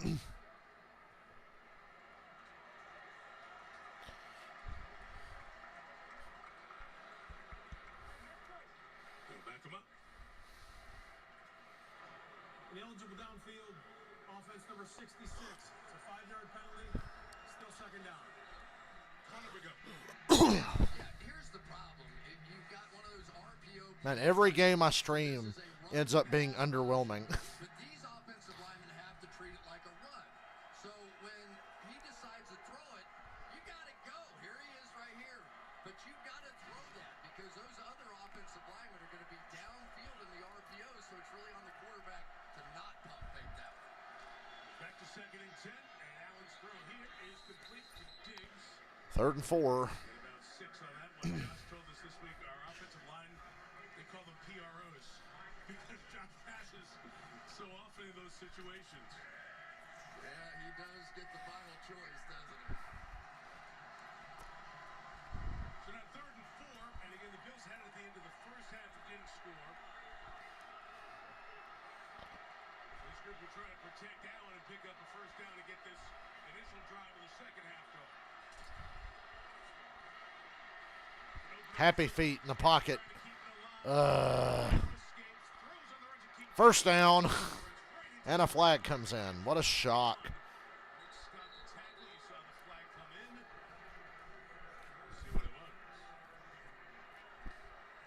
Referees really getting involved now. Receivers on that side tripped each other up, but I didn't think Yeah, the Bills are very underwhelming tonight. First down here, though, for Buffalo. the two receivers on the outside basically run into each other and go down. Maybe the officials thought that somehow they were fouled. Clearly were not. But Josh Allen, that was classic Josh Allen right there on a play when they Kincaid and Diggs tripped each other. There was interference with each other. 1st and 10, Buffalo. Fake the run. Spin it to Kincaid. First down. Propels himself forward and was touched down by contact, but got the first down. 2 first downs now. Yeah, they're going to this RPO game now. Alex, we're playing Texas Chainsaw after this? Got that one out quickly. Looks like some games, like, you know what, we'll worry about the run game tomorrow. We're just going to throw it. It's the only way we're going to get it. There it is. First down, Diggs. What a catch. That takes a cannon. Now, this is how Buffalo looked early in the first quarter. They're rolling here. He had somebody directly underneath this throw. He's the Alex, outside you've missed 2 insane rants today I had about how bad of a head coach Arthur Smith is, so I can't rehash it now. I ranted during the race, and I ranted earlier because Michael brought it up again. On this drive, Diggs gets I'm all out of energy on it. 3. Allen right back. Slides it There's Cook. to midfield. Gain of 7. Logan Wilson, a gain of 8 on first down from James Cook. Remember a guy named Bill Walsh? You know, the old the passing game can be your running game.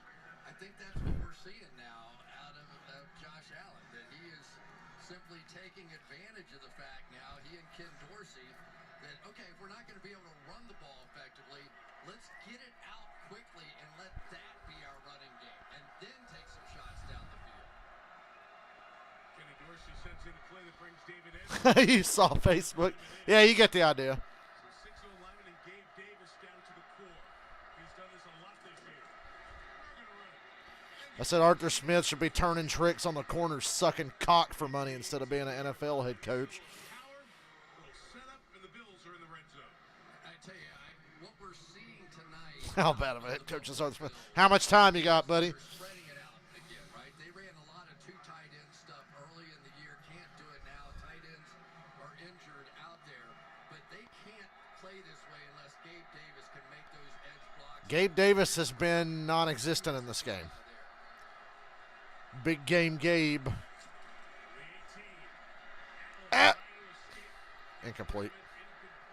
I find it ironic that that's not intentional grounding, but that one play in the first half was technically. See if the officials get together to talk. Cowboys-Eagles was the game of the day, I think. No, it's second down. Although Texans and Bucks. Pressure was there, and he Go Texans. escaped the pocket. That was 39-37. Out to the right, did he get outside the pocket? Because there was really nobody in that area. I think the Bills got to the line quick to avoid the conversation. Allen, screen, Cook didn't get the initial block. And we'll get another. 3rd and 10. Erase that initial block, and that blew up any hopes of a big play.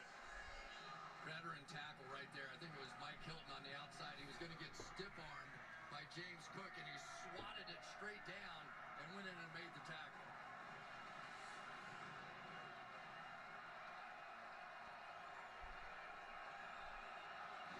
So good in that slot. Hilton, 7th year. Started Steelers. Field goals just ain't going to do it in this game, I don't think. Oh, went for Gabe Davis. Little tug on the arm. No flag. Now you got to settle for the field goal. Here comes their kicking unit. Straight man coverage on If I was a Ravens fan, I'd be feeling pretty good. Damn, they rushed for 300 yards, essentially. 298, but who's counting? on a line drive. When you rush for that many yards, you stop counting. Guy, he gets a lot of star players. Just a little too flat. Hit the face mask. You could have called a penalty there. Taylor Britt had his hand in the face mask. Down trying to get, did not get that 34-yarder for Tyler Bass. So Buffalo gets kind of hosed there. 21-10. Points. They kind of got robbed of points at the end of the first half, too. So Buffalo's having a hard time here. Ooh, Gwen Stefani, she's hot. They started playing No Doubt. Remember No Doubt? I just always think of Trump, the insult comic dog. Hey, Gwen Stefani, there is no doubt that you suck. Be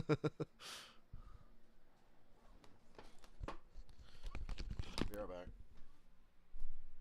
Come on, Bub.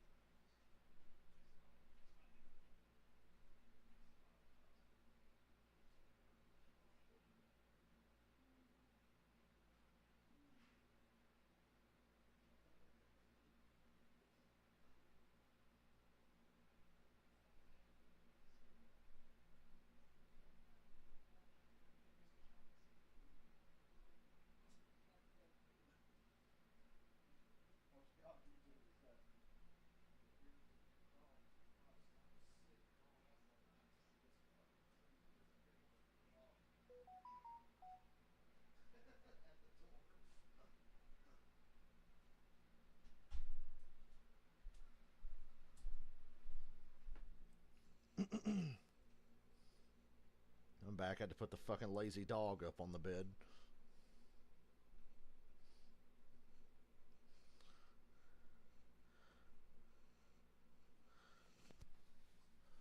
Broncos Bills next. Well, at least I know I don't have to stream next Monday.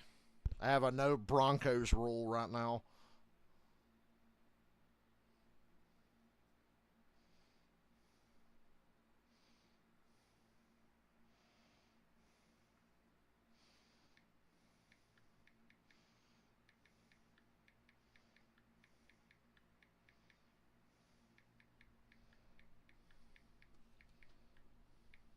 overcome some tough things.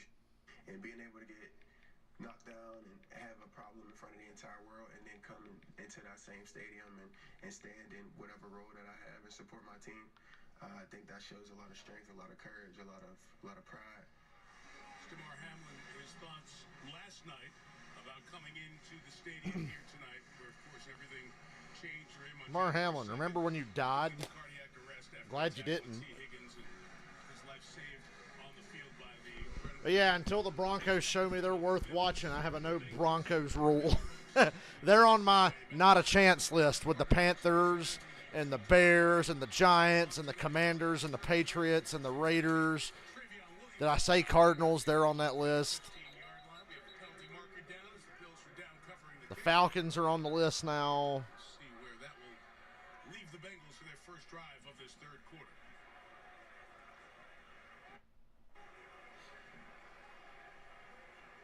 Each team 5 penalties so far. During the return, illegal block in the back.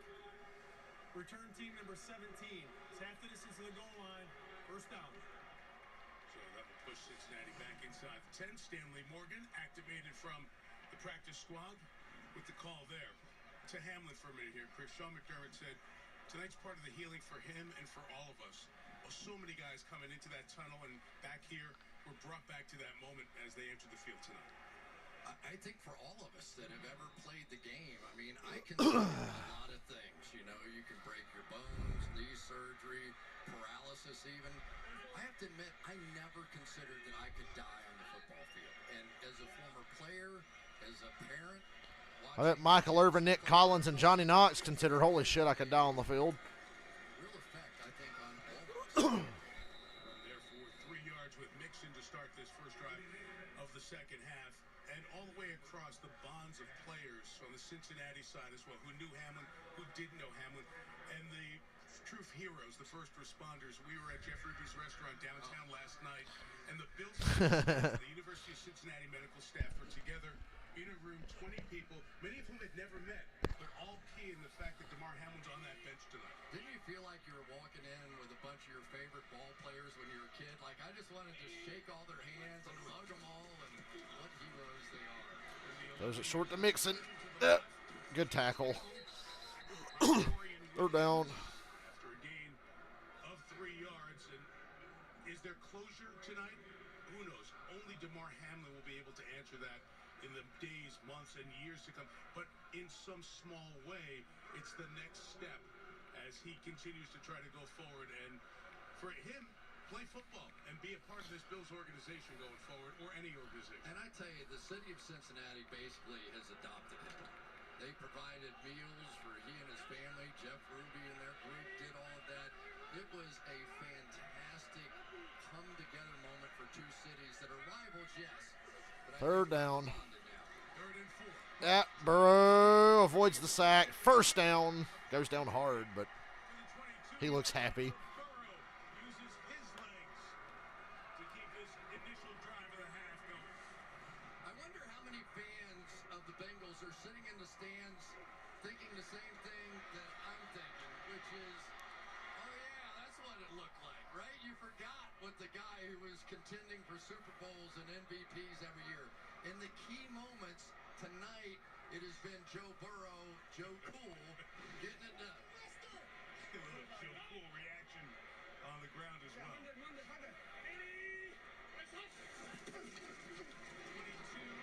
Good catch. Missed tackle. More yards. T. Higgins, good catch and run to the 43-yard line. And a pickup of 21. Tough catch right here, but not only did he catch it, he was able to get himself in position to make that next move. And this is when the Bengals get really scary. Between Burrow's injury, T. Higgins was out with some ribs for a while. We really haven't seen the full complement yet. And this is about as close as it's been this week, last week against San Francisco, and it's looked good. I hate that this is probably not going to be a close game at the end. Tired of streaming mid-as-fuck football games. Deep throw. Chase. First and goal. Nope, he dropped it. Knocked out at the end, and he went down hard. A little banged up. Getting back to his feet, but he's probably going to need a break. Once again on coverage, it's seatbelt locked him down. He didn't lock him down. That time Chase was well behind him, and Burrow just came up a little bit short with this throw. Good separation, but Mike, I have done this before. When the backside of your lower back hits first, he is going to crawl out of bed tomorrow. I promise you, he will crawl out of bed. Let's see. No way to brace yourself at that point, right? No. Second and 10. Halfway through the third. Burrow stands, gets it open field. Good tackle. Third down. The Bills are outmatched, but they're playing hard. They're not getting beat because they suck. It's just the Bengals are really good. Just so sophisticated. I can remember the big play he made in the playoffs, the interception return for a touchdown against Baltimore to really completely seal that game up. You've got to have sort of the brains of the operation in some way. A veteran player that understands the run game and the pass game playing there. We have two good ones in this game. So doing it without the defensive signal caller. Terrell Bernardi is out for the rest of the game with a concussion. Showing pressure. Blitz again. Batted down. There you go. So the Bills defense, after giving up a couple of plays, gets Micah Hyde down to the core, knocks that away. Keeping them in the game. Well, it's one of those plays that is planned, honestly, because Joe Burrow's had a lot of passes batted down in his career. So you end up blitzing more than they can block. So you know the Bengals have to run a short route, get your hands up, worked perfectly that time. Most batted passes in the last couple of years, bro. Grant Robbins to kick it. Deontay Hardy's back. Bengals get away with an alleged false start on the punt there. The defensive line was going crazy. Really good punt. Out of bounds at the 8-yard line. 6:24 here. Want to head to Kentucky after the game? Walk across the Roman suspension bridge. You want to spend a night in that state.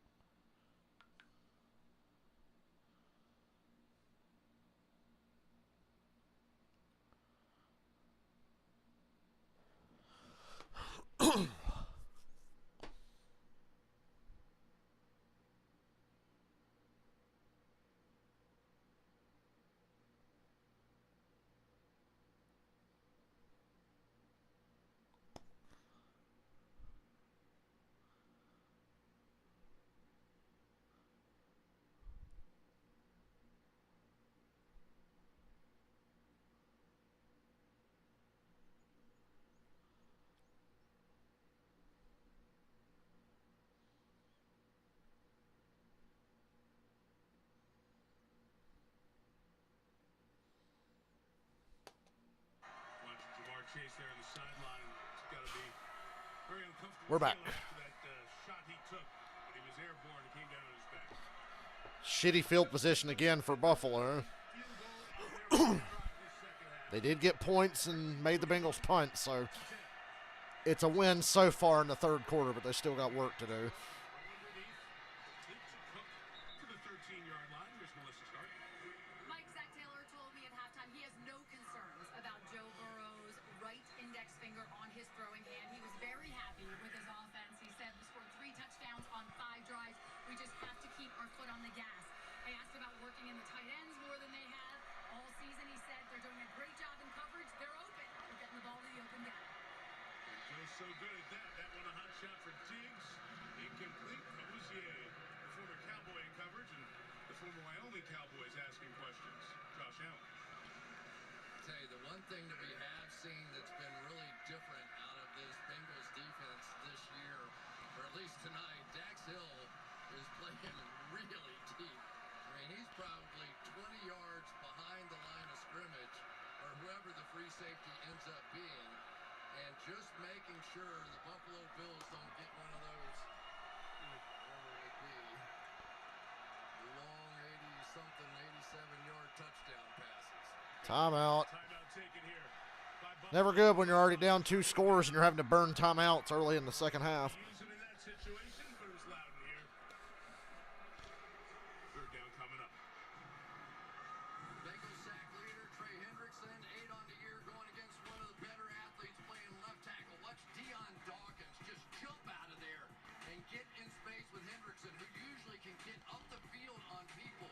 Little choke, little help there, but Dion Dawkins, I love watching him play, pass protection, and the way he pulls. Remember some of the plays we saw last year? He's pulling, running in front of plays on counters and out on screens. Very talented guy. And we've seen his athleticism. He's caught a couple of touchdowns in his career. Into 2 Pro Bowls as well. Bottom of your screen, lined up across the 91. Hendrickson, 36. Both linebackers up in a blitz look. Gotta get it. They only rushed 3. They're playing spy on Allen. Hit from behind. No gain. 4th down. Be a minimal gain, so it might not be a sack for 0 yards. Not really a sack, but they didn't gain anything. Thought he was going to fumble when he got hit from behind. He knows exactly what that would mean for him. You know why he was able to get there? A double spy. You see this very seldom. 3-man rush, both linebackers sitting there waiting for Josh Allen to run. And once he did not see Hendrickson coming from behind him. Sam Martin kick. Trenton Irwin awaits. Hang time has not been good so far. This time it is. Fair catch, 44-yard kick. Irwin's got it at the 42. The Bengals will have good field position. 5:06 to go. Henderson chases down Allen and ends the Bill drive.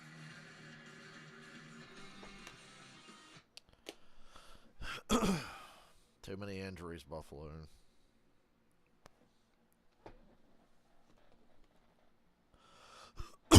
Their bye week's coming at a pretty good time.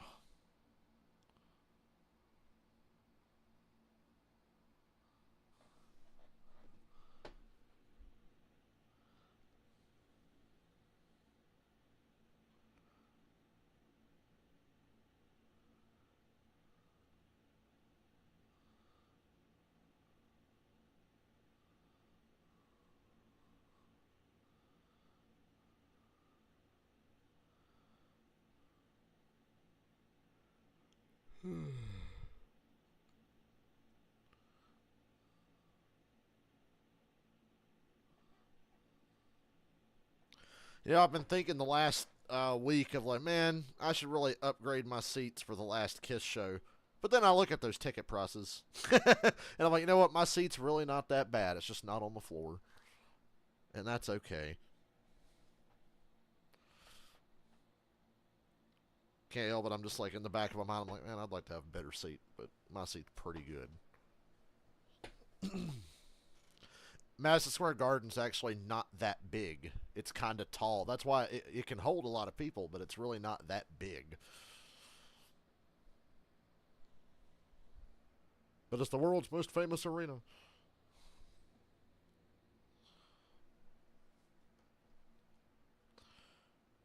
Alex, you should break the bank and fly in for December 1st, and I'll get you a ticket to the first MSG show just because I need somebody to go with.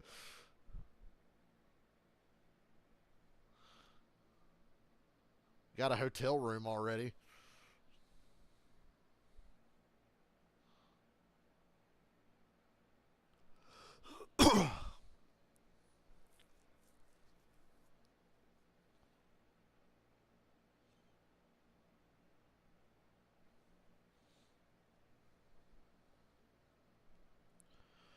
I was thinking, after the second show, I'm going to have to go to bed because I got kind of my flight's at like 10:30 in the morning, so I need to get to the airport at like 9 or a little before, so I won't be able to stay up late. But after the first show, I plan on partying, staying up, hanging out with people. Here's Hessler tonight. Here's Nixon on the catch and on the run to the 47-yard line, Melissa. Mike, we saw Jamar Chase land hard on his back. He walked off stiffly and in a lot of obvious pain. The head athletic trainer did an exam on his back. They put on some heating Jamar lotion Chase still on trying the to back shake and off that followed by fall. a heating pad. Still moving stiffly. He went back in the game. Yep. In on that last snap, in on this one as well. Yeah. Give advice. Nobody calls No early time in the off. That morning. sucks. What if you were to get really, really sick? Wink. 5 for Burrow. Saw the safety pressure coming. Goes that way. And a great throw and catch. Burrow to Higgins. On the fourth-year man out of Clemson. First down, Cincinnati. You know you have strong hands when you reach out to catch it and then refuse to pull it back in. Because how many times do we see those balls get knocked out in that situation? And he's just a big guy. We saw him in practice the other day. He was flying around. To the top of the second round in 2020. The end of his rookie deal coming at the end of this year. Mixon's got nowhere to go. Boyer was there for the Bills. That's a big loss. We were talking about Ohio State a moment ago on our Big Ten Saturday night game on NBC. Of course, that's where Joe Burrow's journey started. Then he went to LSU, won the national championship, won the Heisman, the first overall pick. Joe was talking this week about Ohio people. He's Ohio, born in the Plains, Ohio, 130 miles from here. And he just talked about how it's unique to be from here, grow up rooting for the Bengals, be able to be the guy here, be the starting quarterback. But if I said something great about his Ohio State time, I said I have unfinished business in the state of Ohio. And he's come back, and he's taking care of business now with the Bengals.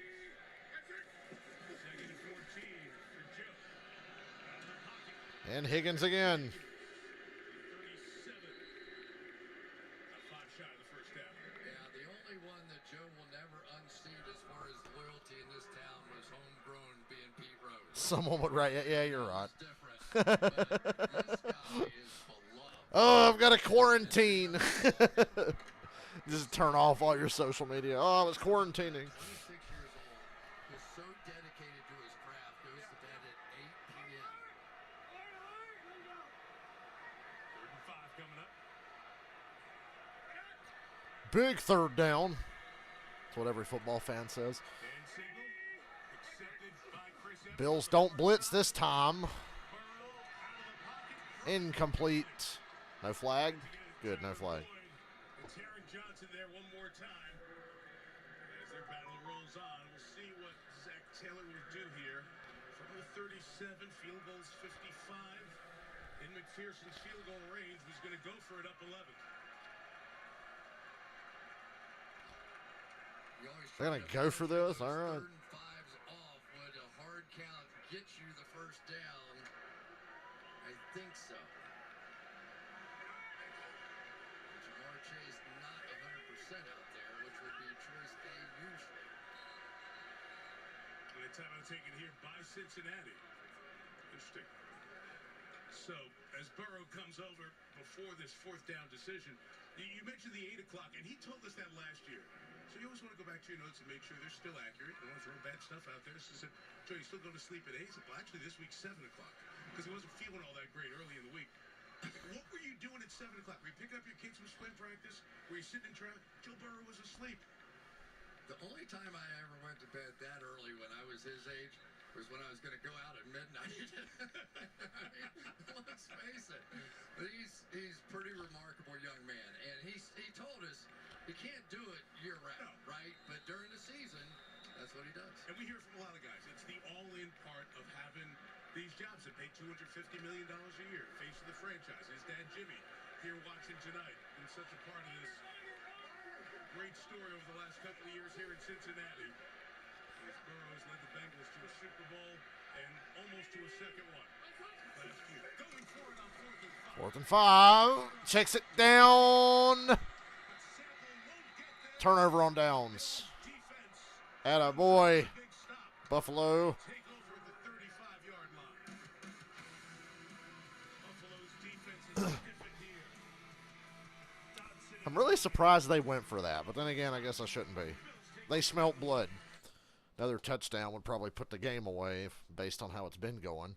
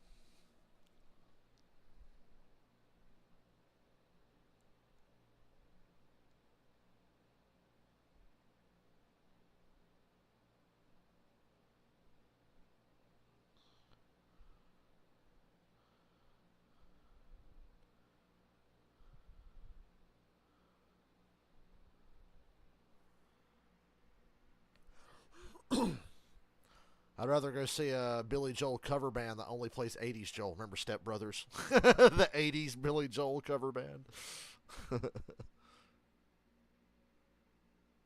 Listen, motherfucker, we only play 80s Joel. Take your skank hooker wife and get the fuck out of here.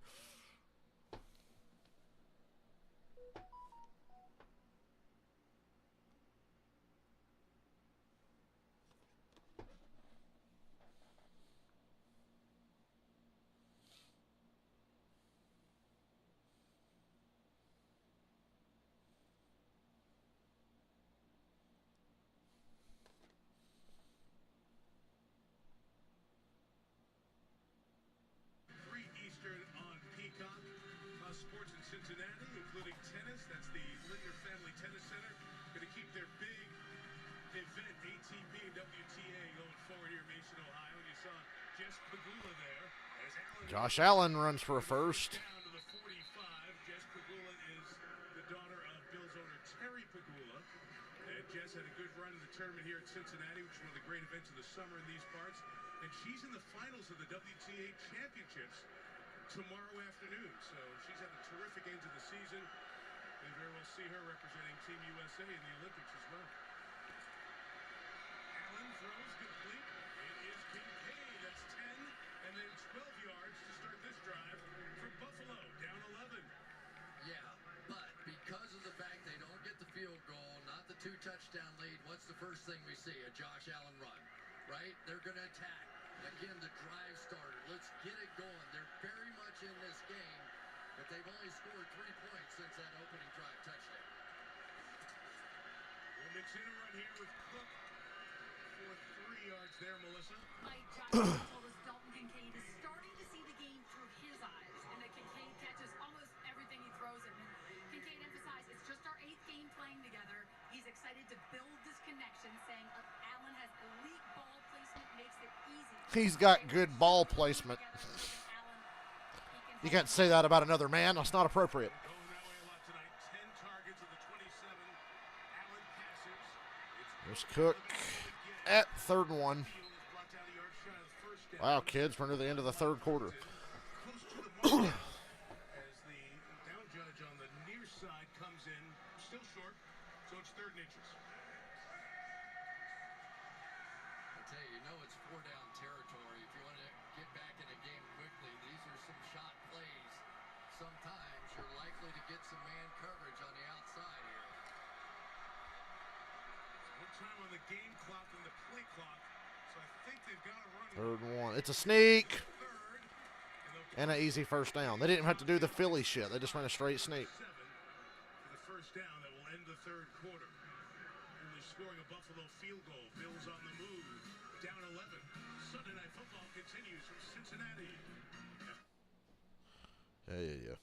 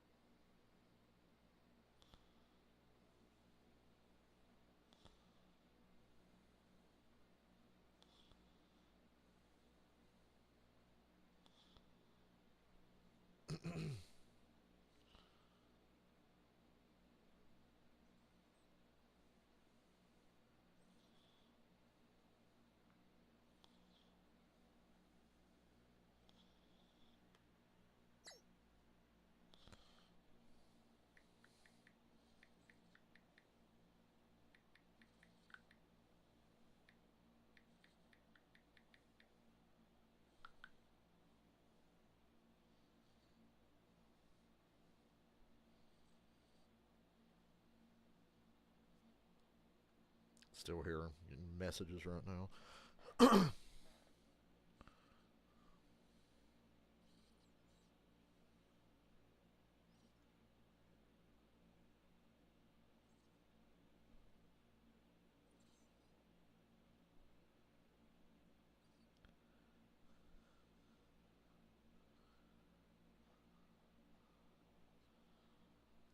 Bridge connecting Kentucky. Only 21-10. Buffalo's driving. Yes, sir. Did you get engaged on that bridge? Yes, sir. All right, just checking. Fourth quarter begins. Well, you know, Alex, cruises launch out of hot places until we had to go to fucking L.A. in the fall.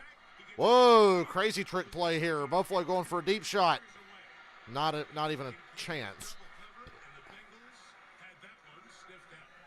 Good grief. It's fucking headset. Tethered to my damn desk right now.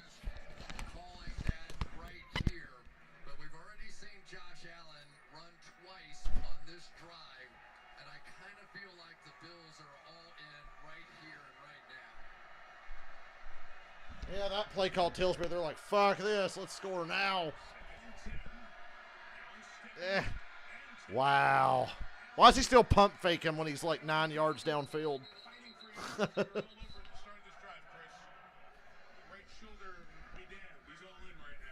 But he's getting pretty clever, too, about how he is going to the ground. He's landed on that right shoulder a few times right at the end of this. I love this pump fake. He'll spin around, and I'm okay landing on the left. But it's got to be, I mean, talk about a franchise. You can't lose that guy, right? So you don't want him running, but there's no way to stop him from competing. First down. Barely, but a first down. See where the spot comes. They're right on the line. That would be the first down. That's where they decide to put it down. To the side of Rusty Baines, the line judge. He's got it, and they've got it. First down for Buffalo. Minute 10 into the fourth. So, Mike, the thing the Buffalo Bills do best is spread it out, put a bunch of receivers on the field, and let Josh Allen be their running game. And maybe have Latavius Murray in there to pass protect because he's the best one doing that. Bills have run it 12 times tonight. Allen 6 of them. No run longer than 10 yards. From the 22. Good throw. King Whoa, he fumbled. Cincinnati ball. I just don't think it's Buffalo's not.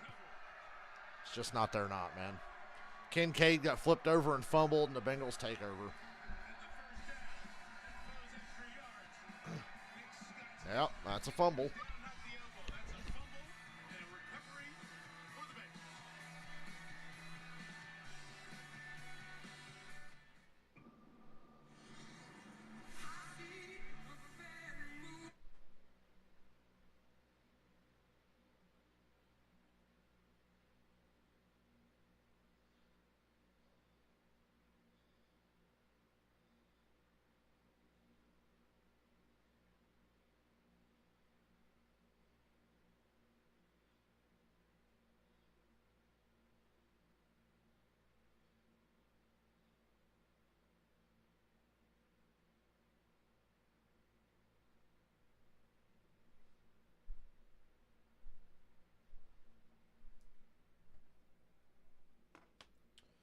Well, guess we can start looking forward to Monday Night Football, especially if the Bengals score on this drive.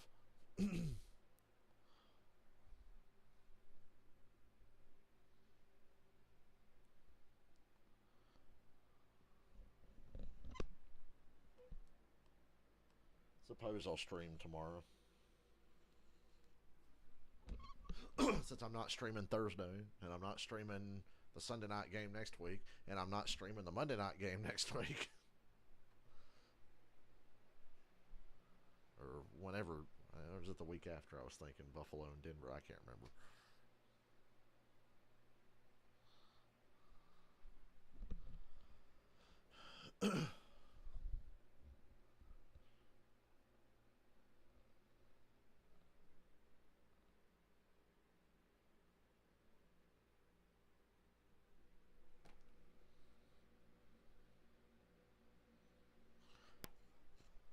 Still wish we could have gotten that elusive Kiss cruise to Alaska. That would have been fun.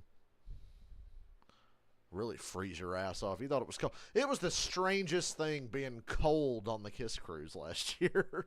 I enjoyed it because I'd rather be cold than hot, because cold I can bundle up. If it's fucking hot, what am I going to do? Walk around naked? No. Cold I can deal with. So I was actually in my element there, being like, okay, I can deal with this. Wear a couple of jackets and a fucking hoodie. I'm all good. Kincaid loses the fumble. Cincinnati recovers, and Chris Connick going to break Jermaine Pratt, who just finds a way to be everywhere at the big moments. Not going to lie, I'll probably stream Spider-Man again in the near future. Waiting on New Game Plus. We need New Game Plus so I can wear all the costumes throughout the game.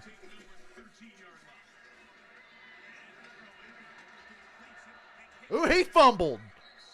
Oh, no, it's incomplete. Well, they rule it a catch. Looked like he might have fumbled. I saw a guy today that grinded out levels at the start of the game and unlocked all the suits before he did like the second story mission. And I was like, what the fuck? Somebody on Twitter said, wait a minute, how'd you get Miles Morales' Carnage suit and the classic black suit so early? And he's like, I just grinded. It's like, damn, dude, that's commitment. I need to do that. I'm on my 4th playthrough. I'm near the end, and I've unlocked all the suits already, so I'm getting better at that. But when New Game Plus comes out, it won't be a problem. Zach Taylor is asking something of the official on the sideline closest to us. Please reset the play clock for 25 seconds. Start on my signal. Never got reset. Thank you.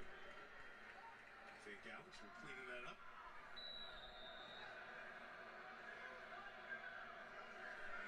Back to 2nd and 10.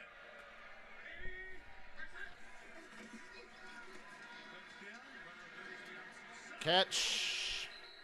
Those catches here in this half.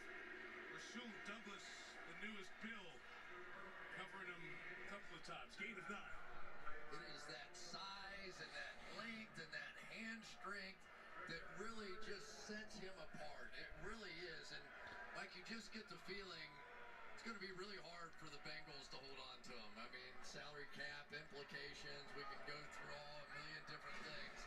But there will be a bidding war for him if he truly does hit the market. Is he a number 1 receiver? Yes, sir. Yeah.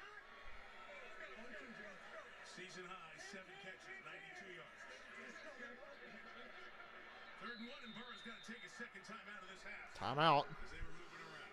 All right, let's take a look at the Walmart Plus 4K Sky Cam. Let's talk a little bit about the Bengals offensive line so far here tonight. We mentioned Orlando Brown, his ability coming over from Kansas City to get out in front. But it's been these double team blocks inside with the duo scheme that has really set apart this offensive line. Not just that 10-yard run, but here you see the double teams going into the end zone for the touchdown, and the big guys up front for the Bengals being physical again. And once again, the running game of the Bengals has been better than the Buffalo Bills here tonight, and that's as it was in the playoffs too. 3rd down and 1, and the Bengals. Here we go, 3rd and 1. With Nixon in the backfield. Burrow looks to throw. Wow. That was a great throw. What a night Hudson is having. That's his 4th catch, equaling the total he had the only other 2 games he played this year. 1st down, Cincinnati. So once again, it's the fake screen to Chase out here, pump it, and then throw it down the field to Hudson. If I can get out of there. There you go. But again, it was the idea that Hudson, as a former quarterback, understood he didn't outrun anybody, he didn't out-athlete anybody there. He just knew where the hole in that zone was and took advantage. 39, Burrow to low throw. It is a forward pass. Trying to get it to Hudson. It's incomplete. We talked a lot last week about Bajent, the quarterback from the Bears. Tanner Hudson is also a Division II player at Southern Arkansas. He's his 4th team. So the Giants caught 10 balls. Kind of wish the Bengals would hurry up and put them away so we can get on with our lives. But the Bengals found a good complement, another piece to this offense. It's not always about who runs the fastest or throws it the farthest, right? I know it's what everybody wants to watch the draft and make it out to be, but that's not what it is. Travion Williams now in there as the back. Bills bring some heat. Chase wide open. They're driving again. Johnson and Jackson. And Jamar Chase has his first big hit of the night. A gain of 32. Bengals just have their number. They're going to back up and play a little bit of soft zone here, anticipating that Taron Johnson can get over the top of it, which he could not. It was a really good read that time by Burrow, seeing that sort of cover 2-ish. And you know that he likes that one. I would imagine that Jamar Chase's back feels a little better too. Burrow closing in on a 300-yard night. Nixon is the running back now. To the 24-yard line. Kingsley Jonathan was the defensive lineman there first. 50 to go. Imperative for Buffalo that they keep Cincinnati to only a field goal here. I wonder what Sean McDermott's thinking, though. Is like, how many more people are going to get hurt on my defense? And not just, I mean, we're talking. They're running out of guys to get hurt. Good news is not many more guys can get hurt. There's not that many left to get hurt. Including a signal caller from tonight. That's right. And you've got Micah Hyde down here as well. We mentioned the signal caller tonight, Terrell Bernard. He had stepped into that role, running the defense at the start of the year, next to Matt Milano, and then Matt Milano's out for the year, and Bernard's in. So a ton of injuries and a little bit of frustration. Here's Hyde on that last play.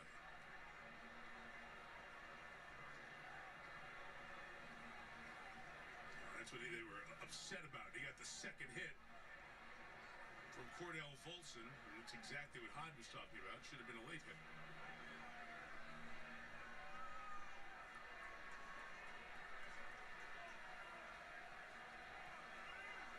Nothing called. Hyde helped off.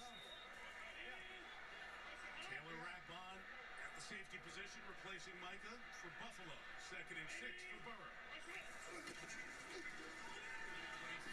cover to the right. Pressure. Well, that was a fucking prayer. He was retreating with good pressure inside. Leonard Floyd, who Joe Burrow got to see way too much of for his liking, Super Bowl Sunday a few years ago. Man, what an effort right there by Leonard Floyd. Bills defense are on the verge of making another crucial stop to try to give their team a chance. Burrow took a hard hit there. That was harder than I thought. Never hit the scorebook, right? The ones that avoid a 10-yard loss, or that could have easily been intercepted or intentional grounding. He doesn't get it back to the line of scrimmage. It was a great play. So Cincinnati face rotates. Burrow took a shot to the face on the way down. 36. And a third and final timeout. And the Bengals use another timeout. No, that means for the next 8 They're out of timeouts with 10 minutes left, and they can't challenge anything. So the referee's probably going, ooh, what can we cook up here to get Buffalo back in the game? The Bengals can't challenge. Well, Joe Burrow knows what's at stake, though, on this 3rd down and 6 right here. And for Micah Hyde, it's been a tough night. We saw him land on his back. We didn't know if hitting the back of his helmet was a problem. He was sort of holding his rib cage when he was on the sideline. And Josh Allen was just... I hope you enjoy your food. I'm fucking hungry. with the punch out by Jermaine Pratt. So Hyde, he and Jordan Poyer, they've been together for 7 years. Both came as free agents when the Sean McDermott era started in Buffalo. And boy, have they done so much to change the fortunes of the franchise. 36. Oh, first and goal, Higgins. He almost got away for a touchdown.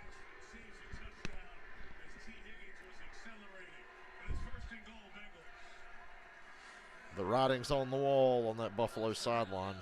Jackson's played really well tonight. Set him up to the outside, but just the perfect timing. You can see that Burrow, and I think his superpower in many ways, Joe Burrow, is his ability when he sees it, and the release point is one of the quickest decision makers that we see in the game of football, and his quick release just makes it seem doubly so.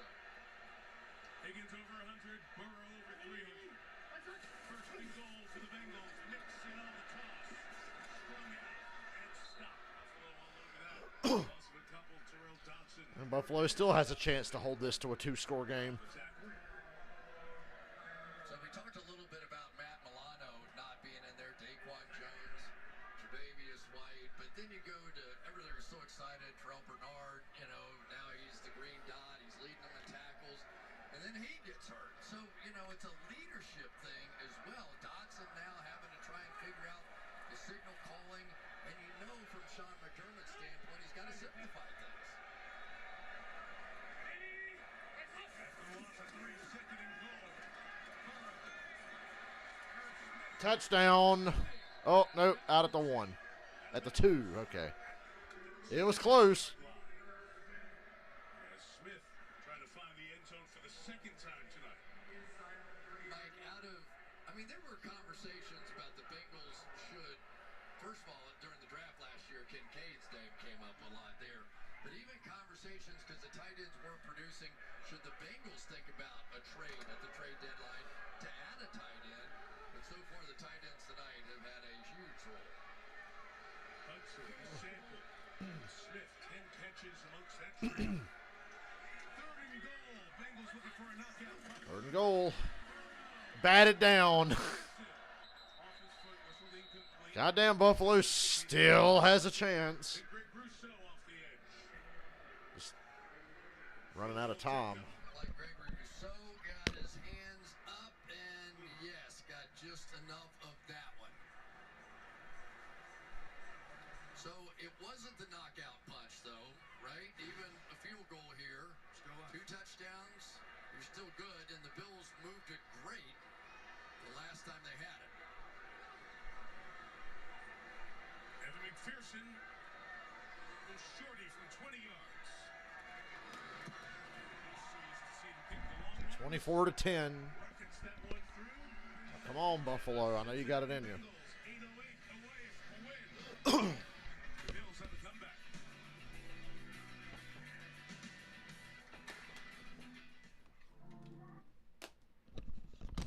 Big plays, big plays. They need big plays.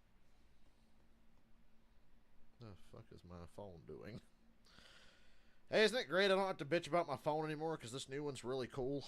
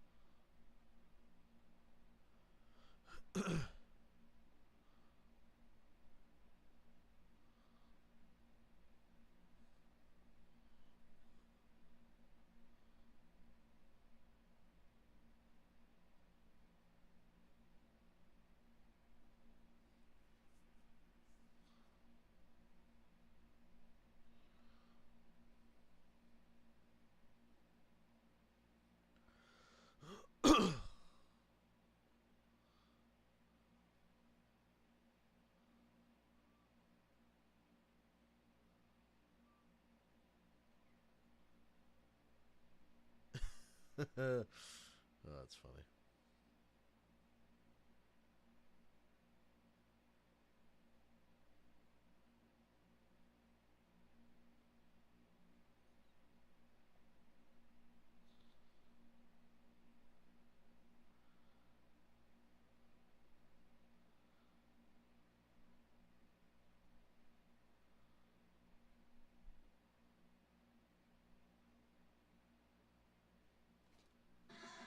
Sunday Night Football is brought to you by Toyota, the official automotive partner of the NFL. Let's go places. And by Royal Caribbean. Come see. High school football Sunday in this area Friday night. Archbishop Moeller beats St. X 10-7.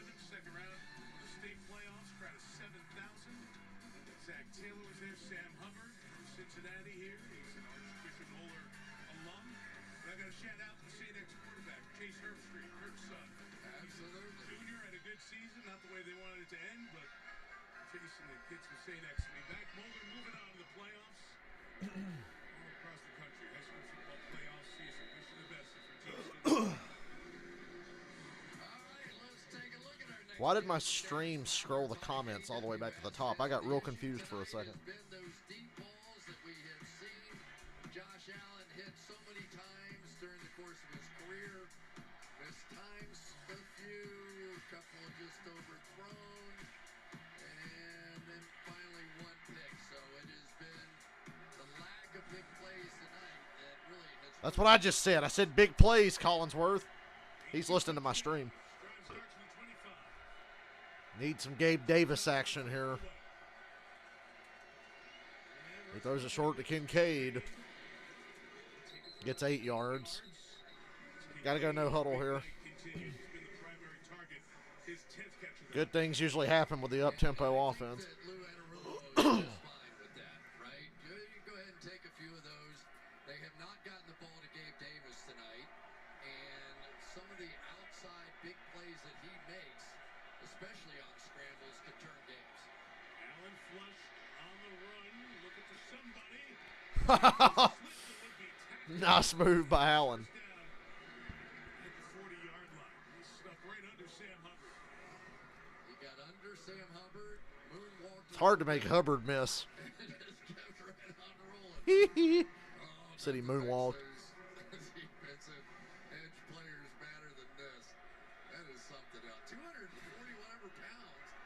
All of them talk about the same thing as good luck trying to tackle him. Past the halfway point of the fourth. The 41. Allen, the quick hit to Khalil Shakir. Gets small in traffic and gained 9 yards. Back to the midfield stripe. It's interesting. They showed that cover zero blitz again and dropped out of it again. And yet the play to beat that is that quick screen, and it still worked once they dropped out. David Daxhill had that in the screen. Deep safety. Allen picks it up. And Throws it to nowhere. You want to call grounding on that too? by Mike Dillon. Third and 1. Yeah, and it really is what I think has made such a difference for Josh Allen. You know, we talked about the 72% completion percentage, but so many times it has been plays like that where he's willing to take the check down, he's willing to throw the ball away, don't have the big negatives, and he hasn't lost the big plays that come from his scrambles.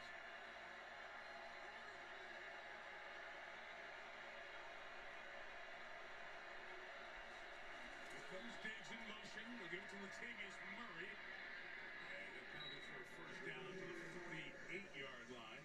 They added 28-year-old Leonard Fournette. Murray, the oldest player in the league with a carry this season. Fournette was very highly thought of by Tom Brady back in the day when he was playing with him in Tampa. Protection as a receiver, as a runner. Sean McDermott very happy about that addition to the team. Avoids another sack. Gonna run it. Allen's gonna do it all himself. First down. Awkward landing, but he's back up. He's given up. He's just like, fuck it, run it. But this is exactly what we 8 rushes for 44 yards now. You do the math. That's a pretty good average. and it allows them to add Latavius Murray in there, who's their best pass protector. So you have 6 people blocking for him, and he effectively is the running back. Got 8 of the 15 Buffalo runs tonight. He's got some space here looking downfield. That pass is thrown to the sideline to Trent Sherfield. Incomplete. It was close. That ref had a good view of it, so I trust him. Trust an NFL official? Ha ha ha! Yeah, it's incomplete. Very interesting was that hit his glove or the ground as it bounced up. It was super close. No choice now, all 4 down territory, so you can call your game accordingly. Challenge. Bill's challenge. 2nd and 10. They're going to waste a challenge on that. Are you fucking kidding? Things, watching closely. Did Arthur Smith just chime in and tell them to challenge that? Sean McDermott, a little look.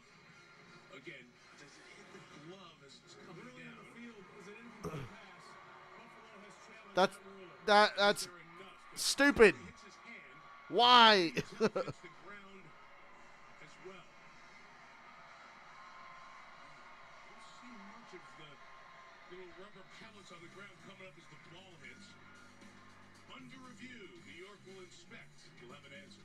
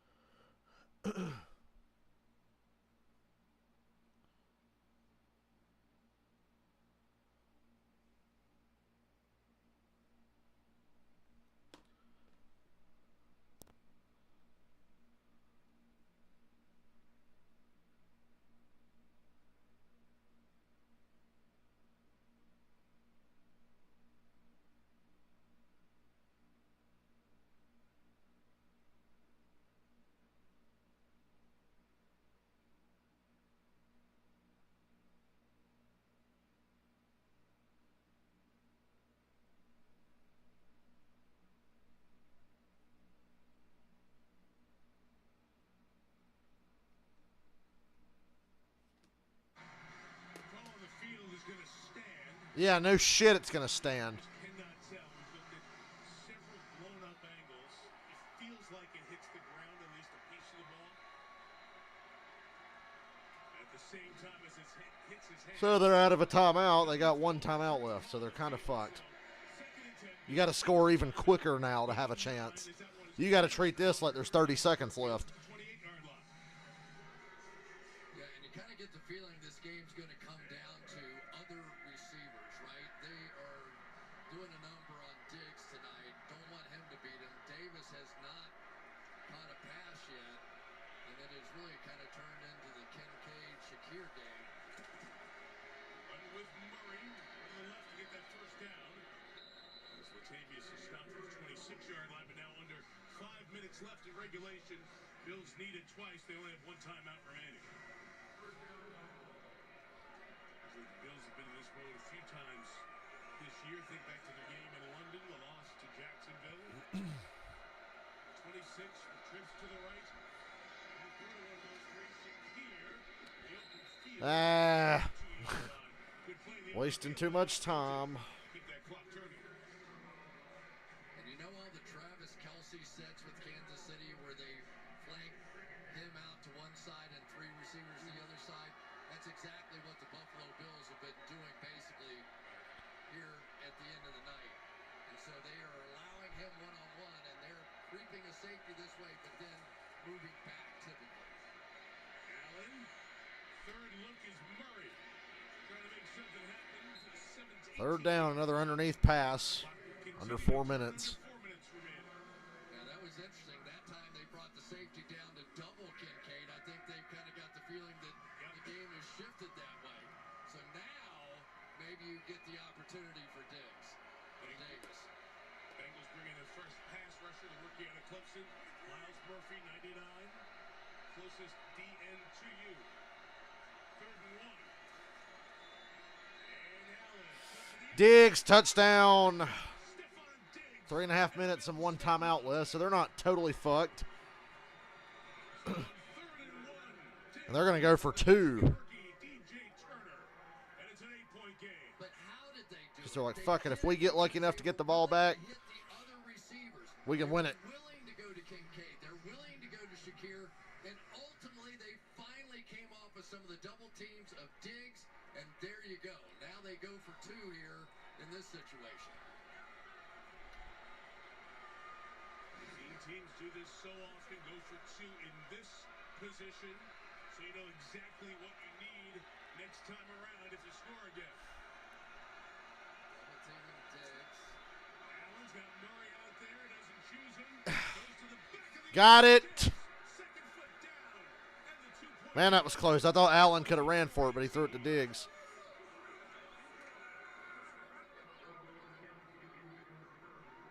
They told that dude to get his ass up.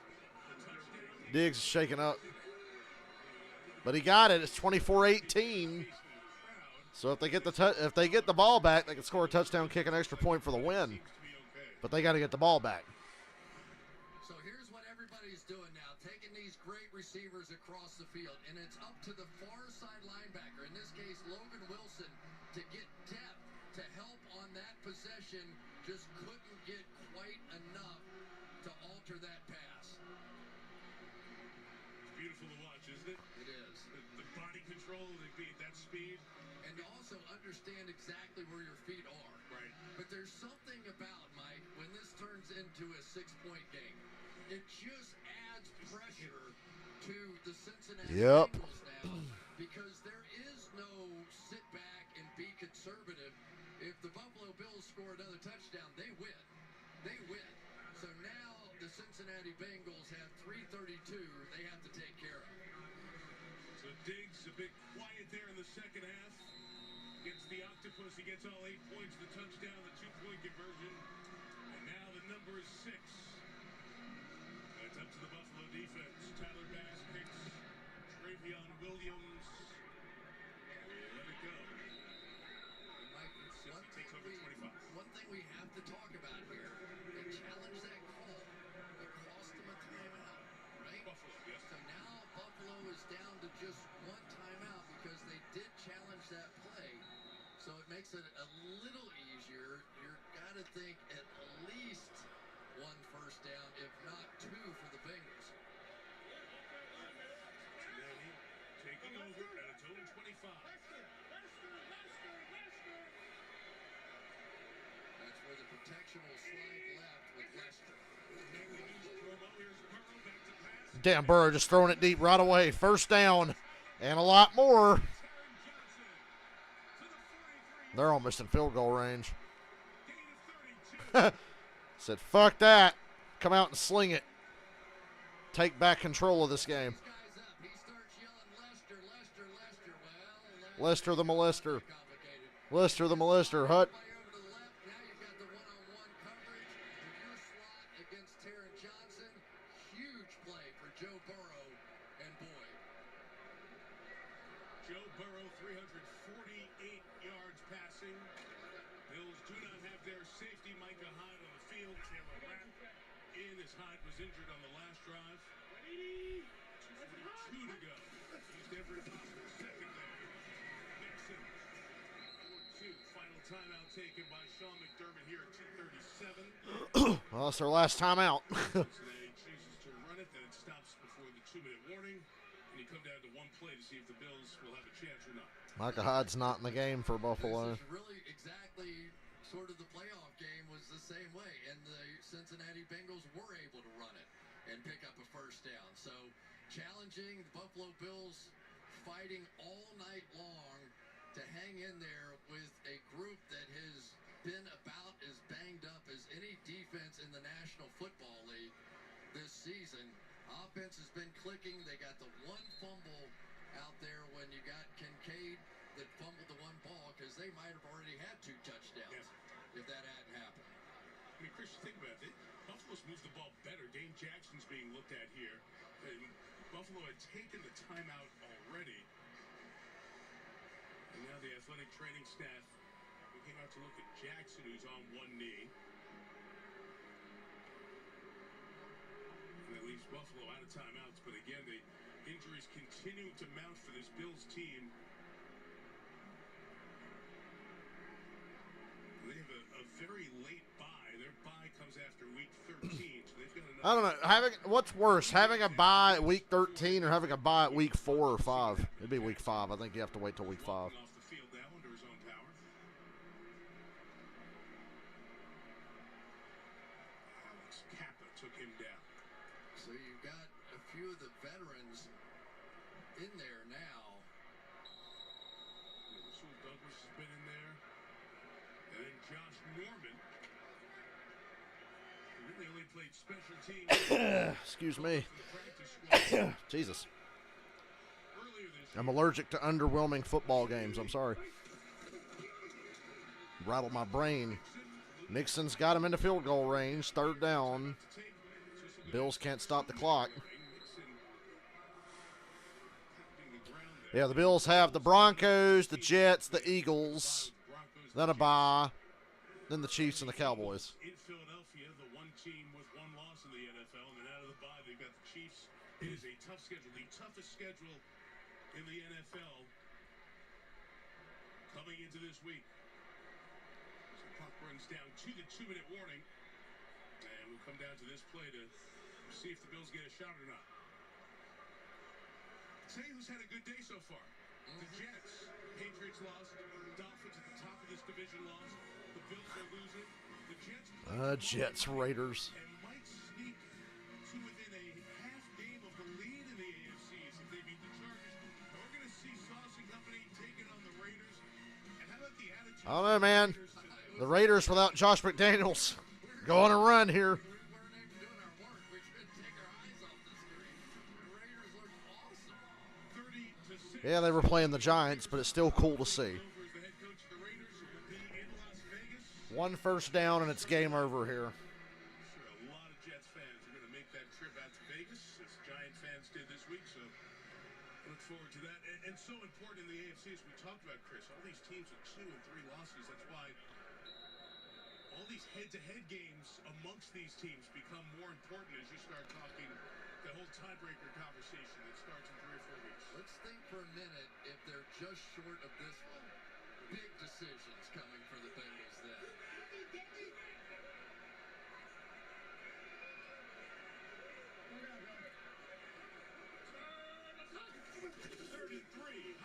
Nixon bounces outside. First down, game over. He went out of bounds, but it's okay. The Bills are at timeouts. The game is over. Take a knee, go home.